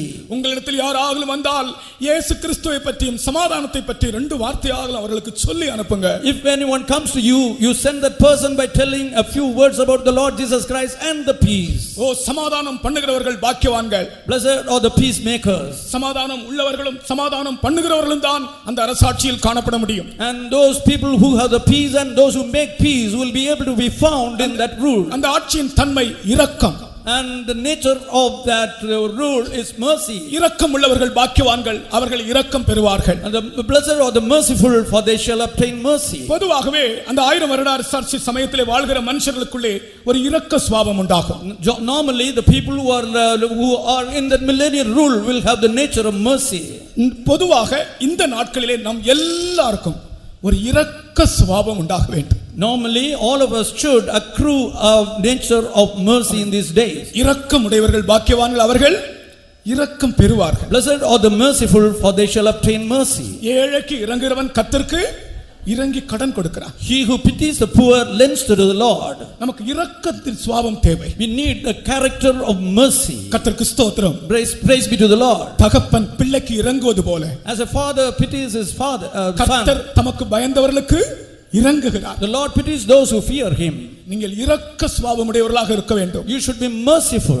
கடினமாய் நடந்து கொள்ளக்கூடாது. You should not be violent. யாரையும் தொந்தரவு செய்யக்கூடாது. You should not trouble other people. யாரையும் அடிக்க கூடாது. You should not trash others. புருஷன் மனைவியை அடிக்க கூடாது. Husband should not beat his wife. நீங்கள் யாராலும் மனைவியை அடிக்கிறவர்கள் இங்கே இருந்தால் கர்த்தர் உங்களோடு பேசுகிறார். God is speaking to those such people as who are beating their wives present here.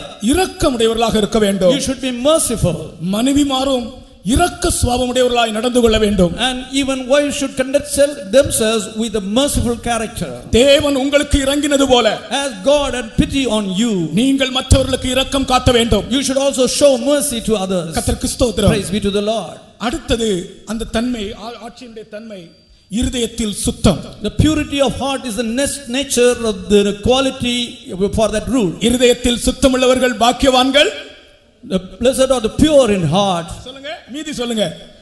அவர்கள் தேவனை தரிசிப்பார்கள். They shall see God. இந்த 1000 வருட அரசாட்சியிலே அந்த இயேசு கிறிஸ்துவினுடைய மலை பிரசங்கத்தின் தன்மை வெளிப்படுகிறது. And in the millennial rule, the nature of the sermon on the mount of the Lord Jesus Christ is revealed.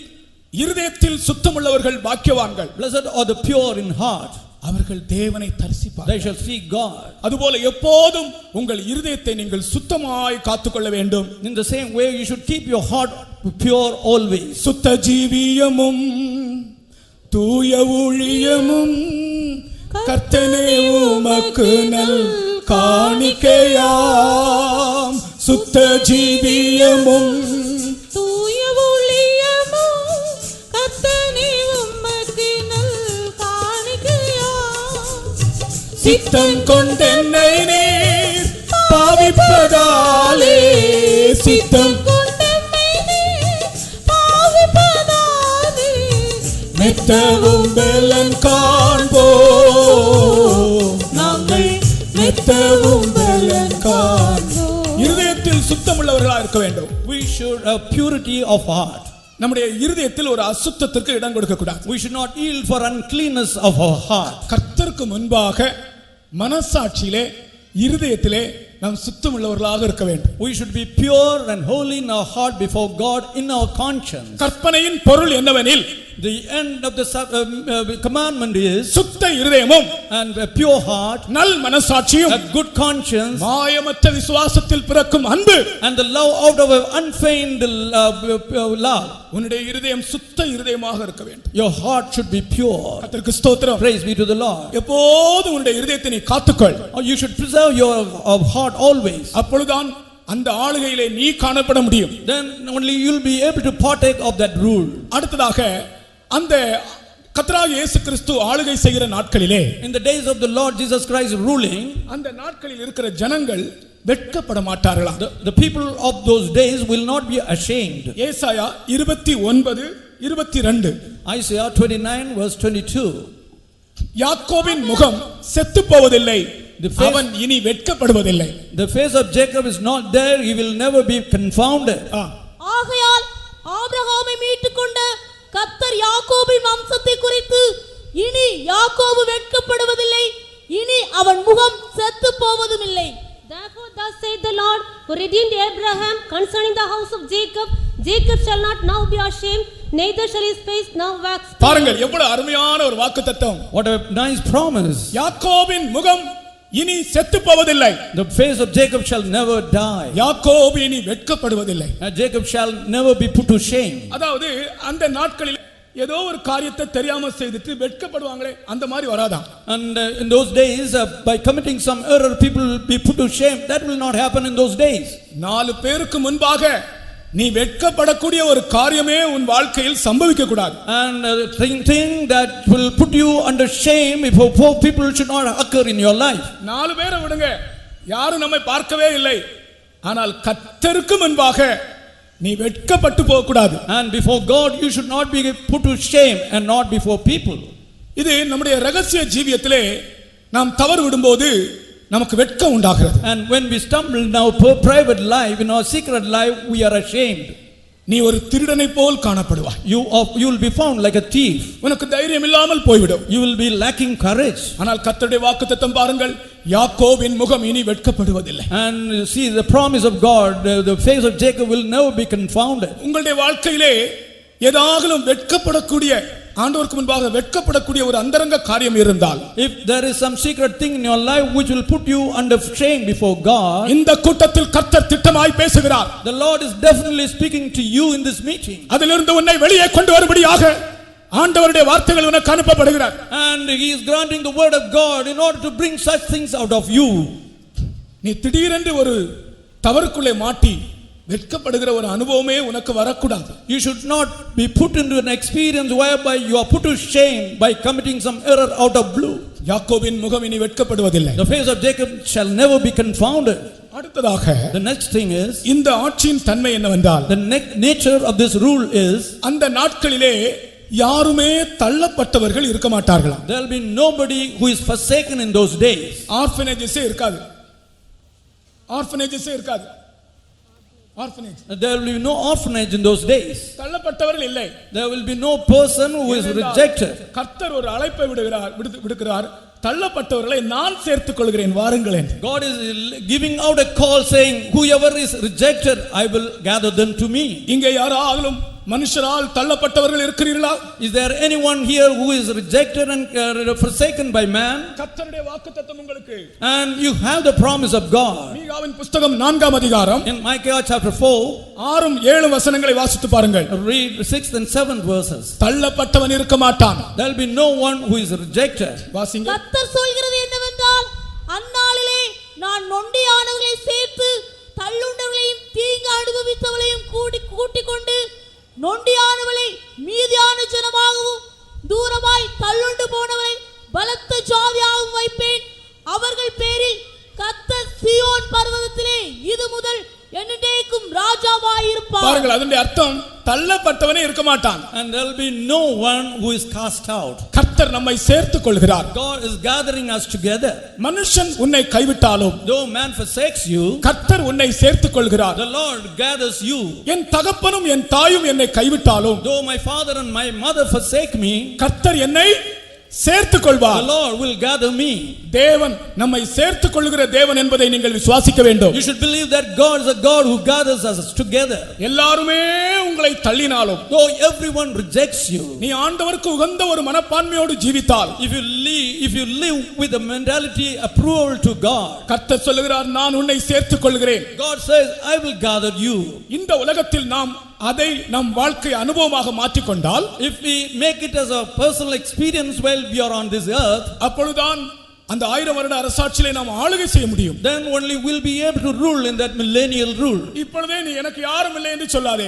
Now itself don't claim yourself desolate. எல்லாரும் என்னை கைவிட்டார்கள் என்று சொல்லாதே. Don't say all have forsaken me. கர்த்தர் என்னை சேர்த்துக் கொண்டார். The Lord has gathered me together. எத்தனையோ சந்தர்ப்பங்களில் கர்த்தர் உன்னை கைவிடாமல் சேர்த்துக் கொண்டார். On various occasions the Lord has gathered you without forsaking you. அந்த சாட்சி உள்ளவர்கள் கொஞ்ச நேரம் கர்த்தரை ஸ்தோத்திரம் பண்ணுங்கள் பார்க்கலாம். With that testimony, please praise the Lord.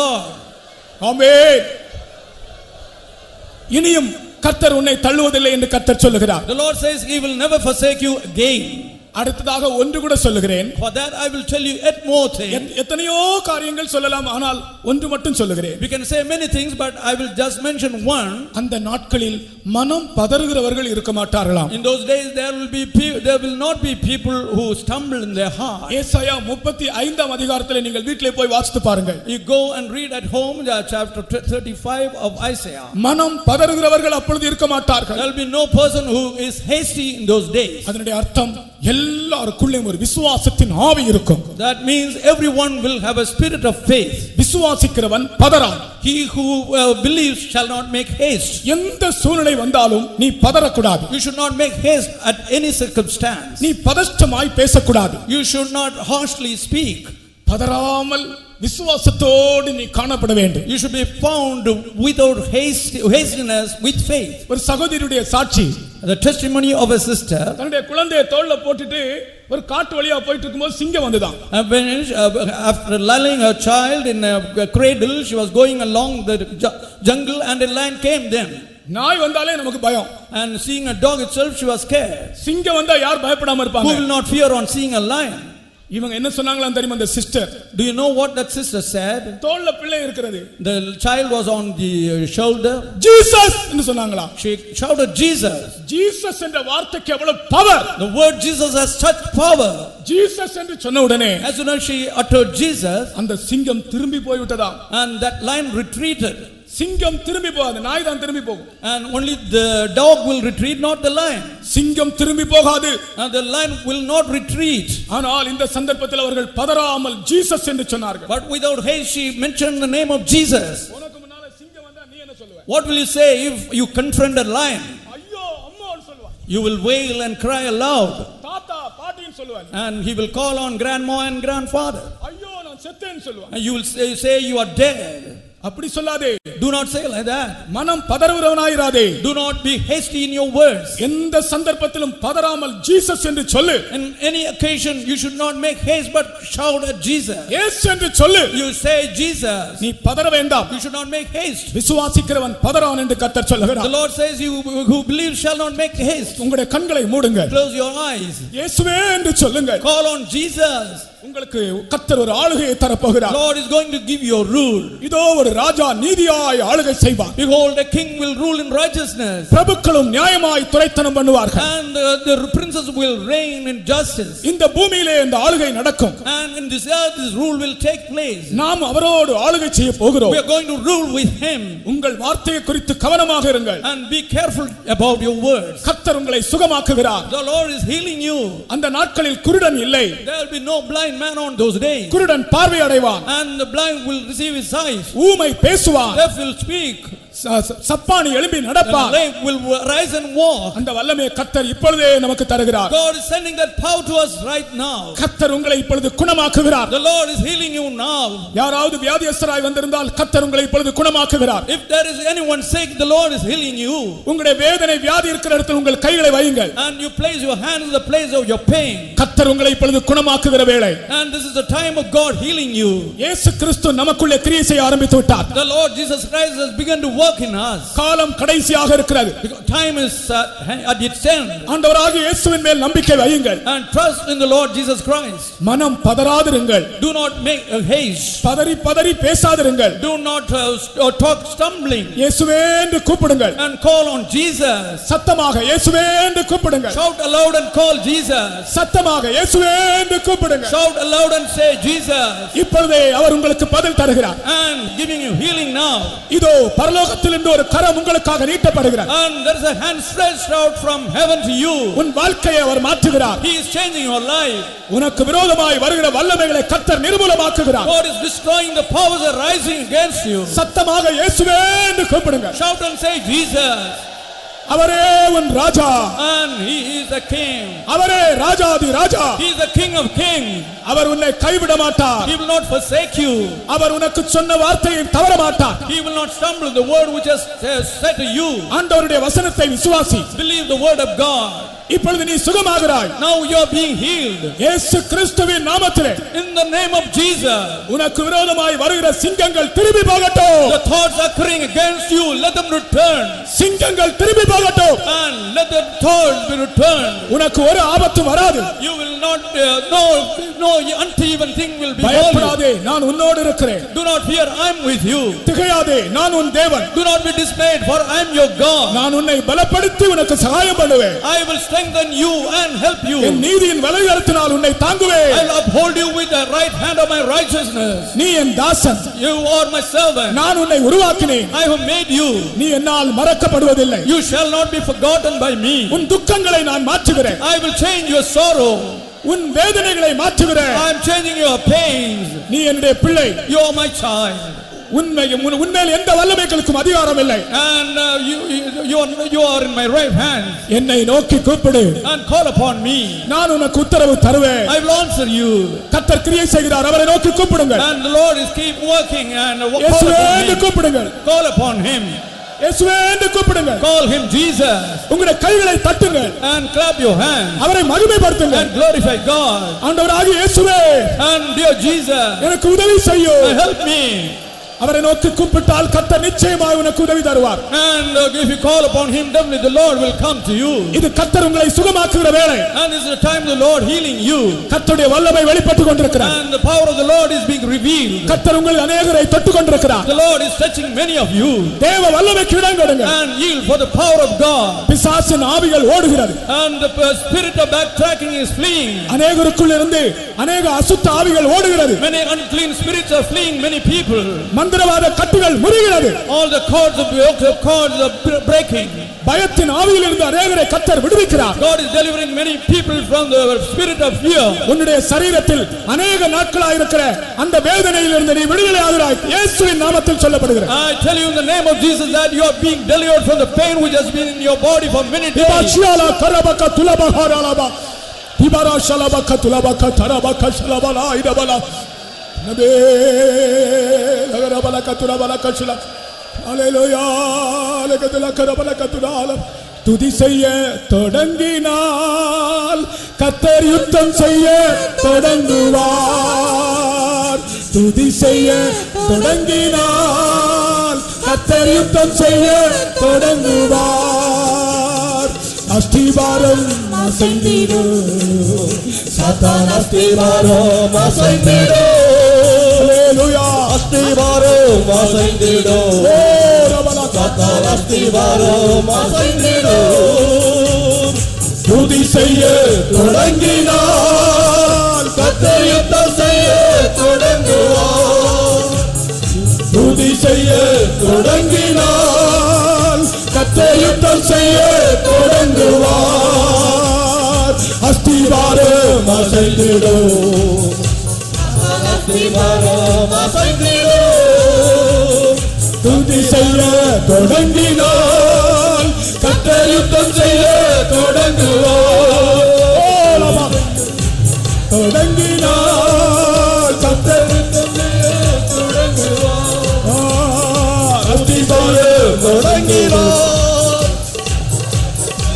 தொடங்குவார் துதி செய்ய தொடங்கினார் கர்த்தர் யுத்தம் செய்ய தொடங்குவார் அஸ்திவாரம் அசைந்திடும் சாத்தான் அஸ்திவாரம் அசைந்திடும் அஸ்திவாரம் அசைந்திடும் சாத்தான் அஸ்திவாரம் அசைந்திடும் நீங்கள் எல்லாரும் என்னோடு சேர்ந்து பாடுங்கள் எல்லாரும் என்னோடு சேர்ந்து பாடுங்கள் Let's all sing together.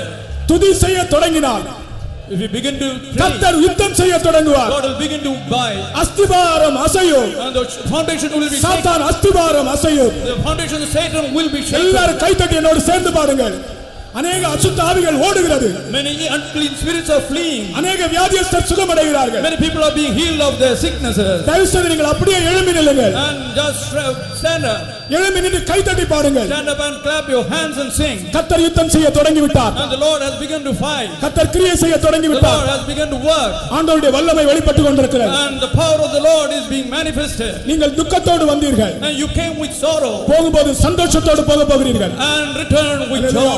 துதி செய்ய தொடங்கினார் கர்த்தர் யுத்தம் செய்ய தொடங்குவார் துதி செய்ய தொடங்கினார் கர்த்தர் யுத்தம் செய்ய தொடங்குவார் அஸ்திவாரம் அசைந்திடும் சாத்தான் அஸ்திவாரம் அசைந்திடும் அஸ்திவாரம் அசைந்திடும் சாத்தான் அஸ்திவாரம் அசைந்திடும் துதி செய்ய தொடங்கினார் கர்த்தர் யுத்தம் செய்ய தொடங்குவார் கர்த்தர் தொடங்கி விட்டார் தொடங்கினார் கர்த்தர் யுத்தம் செய்ய தொடங்குவார் அஸ்திவாரம் அசைந்திடும் சாத்தான் அஸ்திவாரம் அசைந்திடும் அஸ்திவாரம் அசைந்திடும் சாத்தான் அஸ்திவாரம் அசைந்திடும் துதி செய்ய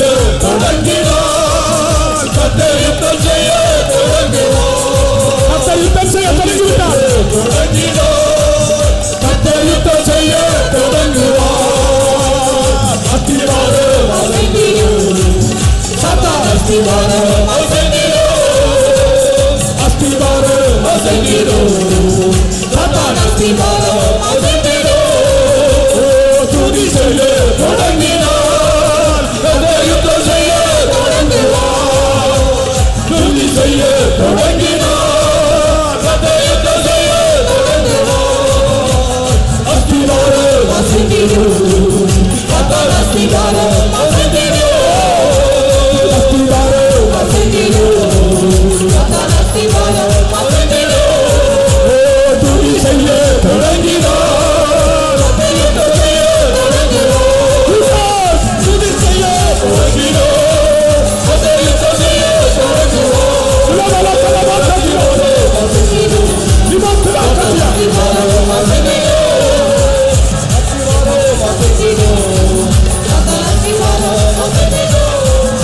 அருமையான தேவனுடைய பிள்ளையே You are children of God.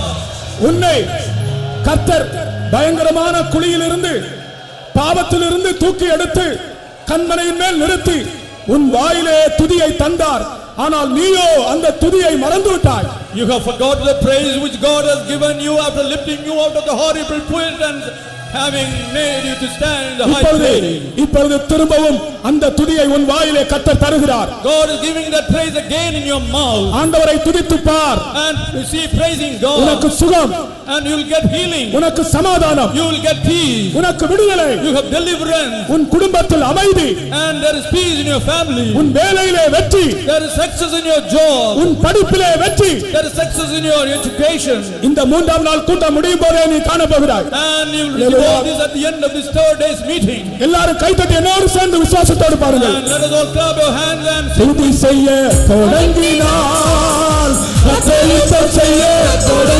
தொடங்குவார் துதி செய்ய தொடங்கினார் கர்த்தர் யுத்தம் செய்ய தொடங்குவார். அஸ்திவாரம் அசைந்திடும் சாத்தான் அஸ்திவாரம் அசைந்திடும். ஓ அஸ்திவாரம் அசைந்திடும் சாத்தான் அஸ்திவாரம் அசைந்திடும். ஓ துதி செய்ய தொடங்கினார் கர்த்தர் யுத்தம் செய்ய தொடங்குவார். துதி செய்ய தொடங்கினார் கர்த்தர் யுத்தம் செய்ய தொடங்குவார். அஸ்திவாரம் அசைந்திடும் சாத்தான் அஸ்திவாரம் அசைந்திடும். அஸ்திவாரம் அசைந்திடும் சாத்தான் அஸ்திவாரம் அசைந்திடும். அநேக அசுத்த வல்லமைகள் இந்த பந்தலுக்குள் இருந்து அநேக அசுத்த வல்லமைகள் வெளியே ஓடி போகிறதை நான் காண்கிறேன். I can see many unclean spirits fleeing from this bundle. கர்த்தர் உங்களை விடுதலையாக்கி இருக்கிறார். The Lord has delivered you. துதி செய்ய தொடங்கினார் கர்த்தர் யுத்தம் செய்ய தொடங்குவார். துதி செய்ய தொடங்கினார் கர்த்தர் யுத்தம் செய்ய தொடங்குவார். அஸ்திவாரம் அசைந்திடும் சாத்தான் அஸ்திவாரம் அசைந்திடும். அஸ்திவாரம் அசைந்திடும் சாத்தான் அஸ்திவாரம் அசைந்திடும். ஓ துதி செய்ய தொடங்கினார் கர்த்தர் யுத்தம் செய்ய தொடங்குவார். நாமத்தினாலே துதி செய்ய தொடங்கினார் கர்த்தர் யுத்தம் செய்ய தொடங்குவார். அஸ்திவாரம் அசைந்திடும் சாத்தான் அஸ்திவாரம் அசைந்திடும். சாத்தான் அஸ்திவாரம் அசைந்திடும். துதி செய்ய தொடங்கினார் கர்த்தர் யுத்தம் செய்ய தொடங்குவார். துதி செய்ய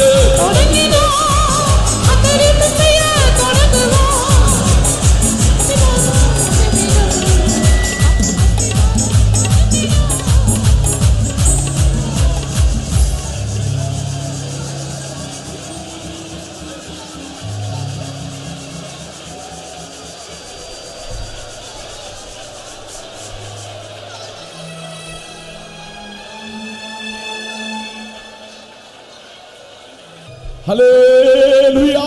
ஹல்லேலூயா.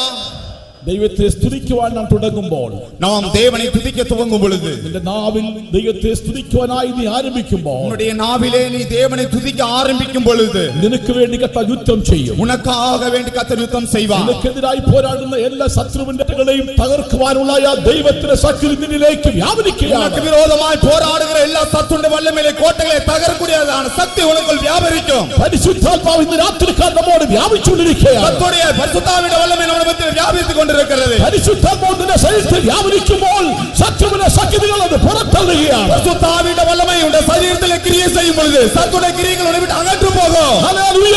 ஹல்லேலூயா. ഇന്ന് രാത്രികാലം ദൈവത്തിന്റെ വലിയ മഹിമ ഇറക്കി നമ്മെ സൗഖ്യമാക്കുകയും എഴുപ്പിക്കുകയും ചെയ്തല്ലോ. இந்த இரவுகளிலே கர்த்தருடைய மகிமை நம்முடைய மனதிலே இறங்கி நம்மை குணமாக்கினதே. ഹല്ലേലൂയ. ஹல்லேலூயா. ഈ മീറ്റിംഗിന്റെ ഇടയിൽ പാട്ടുപാടിക്കൊണ്ടിരിക്കുമ്പോൾ വചനം കേട്ടുകൊണ്ടിരുന്നപ്പോൾ വിടുതൽ പ്രാപിച്ചവർ അത്ഭുതകരമായിട്ട് ശരീരത്തിൽ സൗഖ്യം അനുഭവിച്ചവർ സുഖം അനുഭവിച്ചവർ കരങ്ങൾ ഉയർത്താമോ? இந்த கூட்டத்தின் நடுவிலே நீங்கள் கர்த்தருடைய வசனங்களை கேட்டுக்கொண்டிருந்த போது கர்த்தருடைய வல்லமை இறங்கி உங்களுடைய சரீரத்திலே சுகத்தை விடுதலை அனுபவித்தவர்கள் கரங்களை உயர்த்துங்கள். ഹല്ലേലൂയ. ஹல்லேலூயா. പരിശുദ്ധാത്മാവ് നമ്മെ ഓർപ്പിക്കുകയുണ്ടായി സകലവിധമായിരിക്കുന്ന വ്യാധികളെയും പുറത്താക്കി കളഞ്ഞിരിക്കുന്നു. பரிசுத்தாவியானவர் நம்மிடத்திலே உணர்த்தினார் எல்லா விதமான வியாதிகளையும் அவர் அப்புறப்படுத்துகிறதாக. അധികാരമുള്ള യേശുവിന്റെ നാമത്തിൽ എല്ലാ ശത്രുവിന്റെ കോട്ടകളെയും നിർമ്മൂലമാക്കിയിരിക്കുകയാണ്. அதிகாரமுள்ள இயேசுவின் நாமத்திலே சகல சத்துருடைய கட்டுகளை கர்த்தர் நிர்மூலமாக்கி இருக்கிறார். വിശ്വസിക്കുന്നവർ കരങ്ങളോട്ട് ദൈവത്തെ സ്തുതിച്ചാട്ട് விசுவாசிக்கிறவர் கரங்களை உயர்த்தி கர்த்தரை துதியுங்கள். ഹല്ലേലൂയ. ജീസസ് ശനമദില കനമദിനായി ചനായി. Oh my God, ചനമലബകതുലബാലബതിന.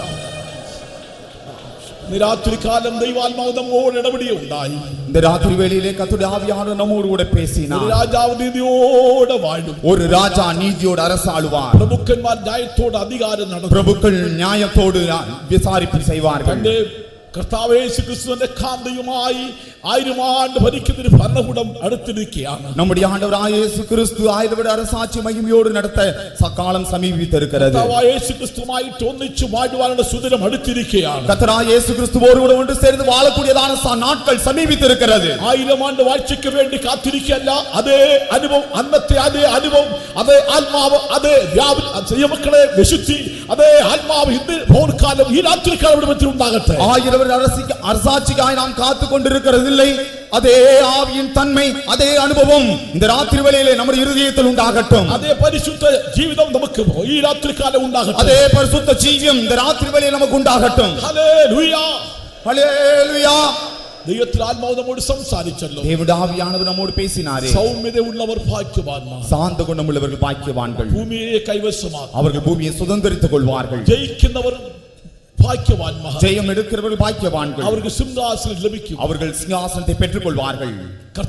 കർത്താവിനോട് ചേർന്ന് കഷ്ടം സഹിക്കുന്നവർ ഭാഗ്യവാന്മാർ, தேவனோடு கூட சேர்ந்து பாடுகளை அனுபவிக்கிறவர்கள் பாக்கியவான்கள், അവർക്ക് സിംഹാസനം ലഭിക്കും. அவர்களுக்கு சிங்காசனம் கிடைக்கும். ഹൃദയശുദ്ധിയുള്ളവർ ഭാഗ്യവാന്മാർ, ദൈവത്തെ കാണും. ഹൃദയശുദ്ധിയുള്ളവർ, இருதயத்தில் சுத்தமுள்ளவர்கள் கர்த்தரை தரிசிப்பார்கள். ഹല്ലേലൂയ, ஹல்லேலூயா, ഹല്ലേലൂയ, ஹல்லேலூயா, ഹല്ലേലൂയ, ஹல்லேலூயா. ഇന്ന് ദൈവത്തിന്റെ ആത്മാവ് നമ്മോട് വളരെ ശക്തമായി ഇടപെട്ടിരിക്കുകയാണ്. இன்றைக்கும் கர்த்தருடைய ஆவியானவர் பிரத்யட்சமாய் നമ്മുടെ மத்தியிலே காணப்படுகிறார். വചനത്തിൽ കീഴ്പ്പെട്ടവർ കരങ്ങളെ ഉയർത്തി ദൈവത്തെ സ്തുതിച്ചാൽ, வசனங்கள் கீழ்ப்படிந்தவர்கள் கரங்களை வைத்து கர்த்தரை ஸ்தோத்திரியுங்கள். ഹല്ലേലൂയ, സ്തോത്രം, സ്തോത്രം, സ്തോത്രം, സ്തോത്രം, സ്തോത്രം, സ്തോത്രം, സ്തോത്രം, സ്തോത്രം, സ്തോത്രം. ഒരു നല്ല മനസ്സാക്ഷിയോട് ജീവിതം ചെയ്യുവാൻ നമുക്ക് നൽകട്ടെ. அந்த வசனங்களின்படி നല്ല മനസ്സാക്ഷി, நல்ல மனசாட்சியோடு ஜீவிக்க கர்த்தர் நமக்கு உதவி செய்வாராக. അതിനായി സ്തോത്രം ചെയ്യാം. அதுக்காய் ஸ்தோத்திரம் பண்ணுவோம். Praise the Lord. സ്തോത്രം, സ്തോത്രം, സ്തോത്രം, സ്തോത്രം, സ്തോത്രം, സ്തോത്രം. നമ്മുടെ ഈ മീറ്റിംഗിന്റെ ആരംഭം മുതൽ ഇത്രത്തോളം ദൈവ സാന്നിധ്യം അനുഭവിപ്പാനും കൃപ നൽകിയല്ലോ. நம்முடைய கூட்டத்தின் துவக்கம் முதல் இதுவரைக்கும் தேவ சமூகத்தை அனுபவிக்க கர்த்தர் நமக்கு கிருபை தந்தாரே. കർത്താവ് തന്നെ ഈ മീറ്റിംഗിന്റെ മുഴുഭാരം ഏറ്റെടുത്ത് നടത്തിയ கர்த்தர் தாமே இந்த கூட்டத்தின் முழு பாரத்தையும் ஏற்று நடத்தினார். ആ ദൈവത്തിന് മഹത്വം കൊടുത്തുകൊണ്ട് സ്തോത്രം ചെയ്യാം. அந்த தேவனை மகிமைப்படுத்தி நாம் ஸ்தோத்திரம் பண்ணுவோம். സ്തോത്രം, സ്തോത്രം, സ്തോത്രം, സ്തോത്രം, സ്തോത്രം, സ്തോത്രം, സ്തോത്രം, സ്തോത്രം, സ്തോത്രം, സ്തോത്രം, സ്തോത്രം, സ്തോത്രം, സ്തോത്രം. ഹല്ലേലൂയ.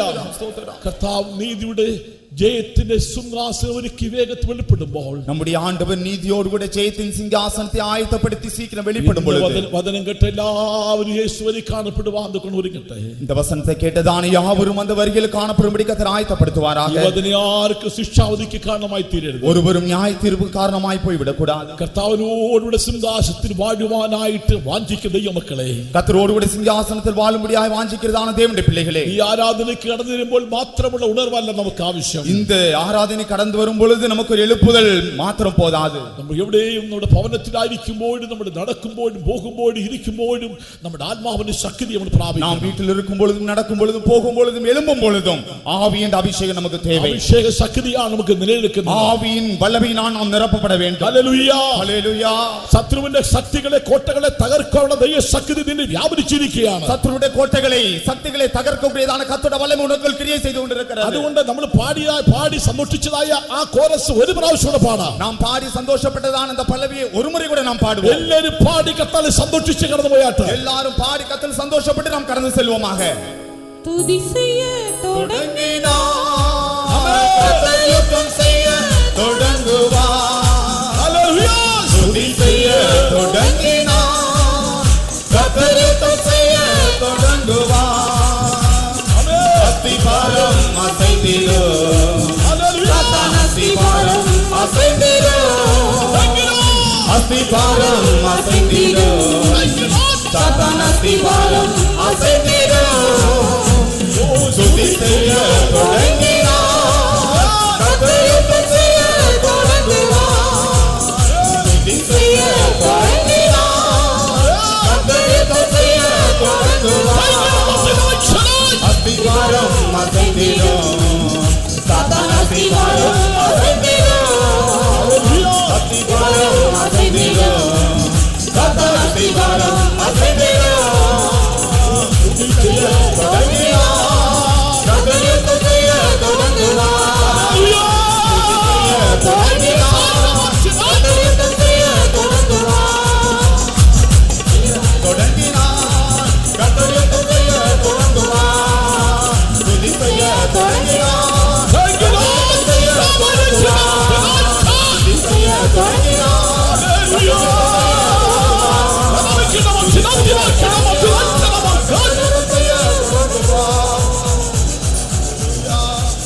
Hallelujah. Hallelujah.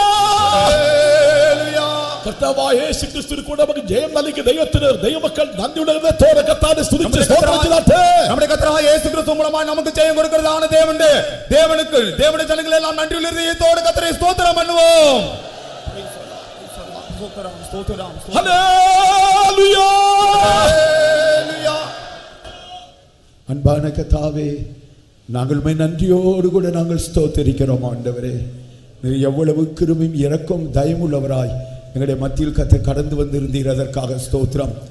கர்த்தாவே, நீர் எங்களுடைய மத்தியில் ராஜரீகம் பண்ணுகிறவராய் நீர் கடந்து வந்தீர் ஆண்டவரே. 1000 வருஷ அரசாட்சியில் கர்த்தருடைய ஆளுகைக்குட்பட்டவர்களாக நாங்கள் காணப்படுகிறது மாத்திரமல்ல, இந்த உலகத்தில் ஜீவிக்கும் போதே உம்முடைய ஆளுகை எங்கள் ஒவ்வொருவருக்குள்ளும் காணப்படத்தக்கதாக எங்களை ஒன்று கூட நாங்கள் இந்த வேளையில் ஒப்பு கொடுத்தோம் ஆண்டவரே. எங்களை பொறுப்படுத்தி இருக்கிறபடினாலே ஸ்தோத்திரம் ஆண்டவரே. உம்முடைய ஆளுகை எங்களுடைய ஜீவியத்தில் காணப்படும்படியாய், சாந்த குணமுள்ளவர்களாய் காணப்படும்படியாக ஒன்று கூட எங்களை தாழ்த்தி நாங்கள் எங்களை ஒப்பு கொடுத்திருக்கிறோம் ஆண்டவரே. அது மாத்திரமல்ல, உம்முடைய ஆளுகை எங்களுடைய ஜீவியத்தில் காணப்படும்படியாய், ஜெயாளிகளாய் உம்முடைய சிங்காசனத்துக்குரியவர்களாக நாங்கள் காணப்படும்படியாக ஒன்று கூட இந்த இரவு வேளையில் எங்களை ஒப்பு கொடுக்கிறோம் ஆண்டவரே. அது மாத்திரமல்ல, இயேசுவோடு கூட பாடுபடுகிறவர்கள் மாத்திரமே அவரோடு கூட ஆளுகை செய்ய முடியும் என்றும் கர்த்தர் எங்களோடு கூட பேசினீரே. நாங்களும் இந்த வேளையில் ஒன்று கூட ஆண்டவரே எங்களை ஒன்று கூட ஒப்பு கொடுத்திருக்கிறோம் ஆண்டவரே. ஏதோ தனியாக அல்ல நாங்கள் பாடுபடுகிறது, எங்களுடைய ஆண்டவராக இயேசு கிறிஸ்துவோடு கூட அந்த வசனத்தின் நிமித்தம் சத்தியத்தின் நிமித்தம் எவ்வளவு பாடுகள் எவ்வளவு கஷ்டங்கள் வந்தாலும் கூட அதற்கென்று பரிபூர்ணமாய் நாங்கள் எங்களை ஒப்பு கொடுக்க கர்த்தர் இந்த வேளையில் நீர் எங்களுக்கு உதவி செய்தீரே. நன்றியோட ஸ்தோத்திரம் ஆண்டவரே. இப்படியாக நாங்கள் இந்த 3 முக்கியமான அனுபவங்களுக்கு கூடாக நாங்கள் காணப்படும் போது உம்மோடு கூட சேர்ந்து நாங்களும் கூட ஆளுகை செய்கிறவர்களாய் உம்முடைய ராஜரீகத்துக்குள்ளவர்களாய் நாங்களும் கூட காணப்படுவோமே ஆண்டவரே. 1000 வருஷ அரசாட்சியின் தன்மை எப்படிப்பட்டதாக இருக்கும் என்று எங்களுக்கு உணர்த்தி பேசினீரே ஆண்டவரே. அந்த 1000 வருஷ அரசாட்சியில் அங்கே வாசம் அணுகிறவர்கள் ஆவியில் எளிமையுள்ளவர்களாக இருப்பார்கள் என்று சொன்னீரே ஆண்டவரே. கர்த்தாவே, நாங்களும் இந்த உலகத்தில் ஜீவிக்கிற அந்த நாட்களிலேயே ஆவியில் எளிமையுள்ளவர்களாய் காணப்பட ஒன்று கூட எங்களை நாங்கள் ஒப்படைக்கிறோம் ஆண்டவரே. சமாதானம் பண்ணுகிறவர்களாய் காணப்பட, இரக்கம் செய்கிறவர்களாய் காணப்பட, சுத்தமான வார்த்தைகளை பேசுகிறவர்களாய் காணப்பட ஆண்டவரே ஒன்று கூட எங்களை தாழ்த்தி ஒப்படைக்கிறோம் ஆண்டவரே. கோபம் வந்தாலும் பாவம் செய்யாதிருங்கள் என்று சொல்லப்பட்டிருக்கிறது. எத்தனையோ சந்தர்ப்பங்கள் கோபத்துக்கு இடம் கொடுத்து ஆண்டவரே உம்முடைய வார்த்தையின்படி வசனத்தின்படி உம்முடைய ராஜரீகத்துக்குள்ளாக காணப்படாதவர்களாய் நாங்கள் இருந்திருக்கிறோமே. அவைகளுக்காக நாங்கள் மெய் மனஸ்தாபப்பட்டோம் ஆண்டவரே. கர்த்தரின் கிருபையாய் எங்களை மன்னித்திருக்கிறது மாத்திரமல்ல, இந்த வேளை நாங்கள் உம்மோடு கூட இப்படியாக உடன்படிக்கை செய்திருக்கிறபடினால் கர்த்தரும் கூட ஒரு அபிஷேகத்தை எங்களுக்கு தந்து எங்களை பலப்படுத்தி இருக்கிறபடினால் ஸ்தோத்திரம். ஆண்டவரே, ஒவ்வொரு நாளும் உம்முடைய ஆளுகைக்குள்ளாக ஜீவிக்கிறவர்களாய் காணப்பட ஒன்று கூட நாங்கள் எங்களை ஒப்பு கொடுக்கிறோம் ஆண்டவரே. நீர் பொறுப்படுத்தி இருக்கிறவனால் ஸ்தோத்திரம். இங்கே கடந்து வந்த ஒவ்வொரு ஜனத்தினுடைய ஆவிக்குரிய சரீர பிரகாரமான எல்லா தேவைகளையும் கர்த்தர் சந்தித்திருக்கிறபடினால ஸ்தோத்திரம். இங்கிருந்தவர்கள் திரும்பி போகும்போது வெறுக்கையாக அல்ல, கர்த்தர் கொடுத்த ஆசீர்வாதத்தோடு கூட நிறைவோடு கூட கடந்து செல்லும்படியாய் கர்த்தரின் கிருபை செய்தீரே. நன்றியோட ஸ்தோத்திரம், நன்றியோட ஸ்தோத்திரம் ஆண்டவரே. ஸ்தோத்திரம் ஸ்தோத்திரம். தொடர்ந்து ஆண்டவரே உம்முடைய ஜனத்தோடு கூட இருந்து ஆசீர்வதியும் பலப்படுத்தும் மாசற்ற வரிக்கென்று ஆயத்தப்படுத்தும் இயேசு கிறிஸ்துவின் நாமத்தில் கெஞ்சி மன்றாடி கேட்கிறோம் எங்களுடைய நல்ல பிதாவே. Praise the Lord. സ്തോത്രം ചെയ്യാം. സ്തോത്രം. Praise the Lord, praise the Lord, praise the Lord, praise the Lord. നമ്മുടെ കർത്താവിന്റെ കൃപയും ദൈവത്തിന്റെ സ്നേഹവും പരിശുദ്ധാത്മാവിന്റെ കൂട്ടായ്മയും സഹവാസം പരിശുദ്ധന്മാരോട് നമ്മുടെ എല്ലാവരോടും കൂടെ ഇന്നേക്കും കർത്താവിന്റെ വരവരെയും ഇരിക്കുമാറാകട്ടെ. Hallelujah, hallelujah, hallelujah.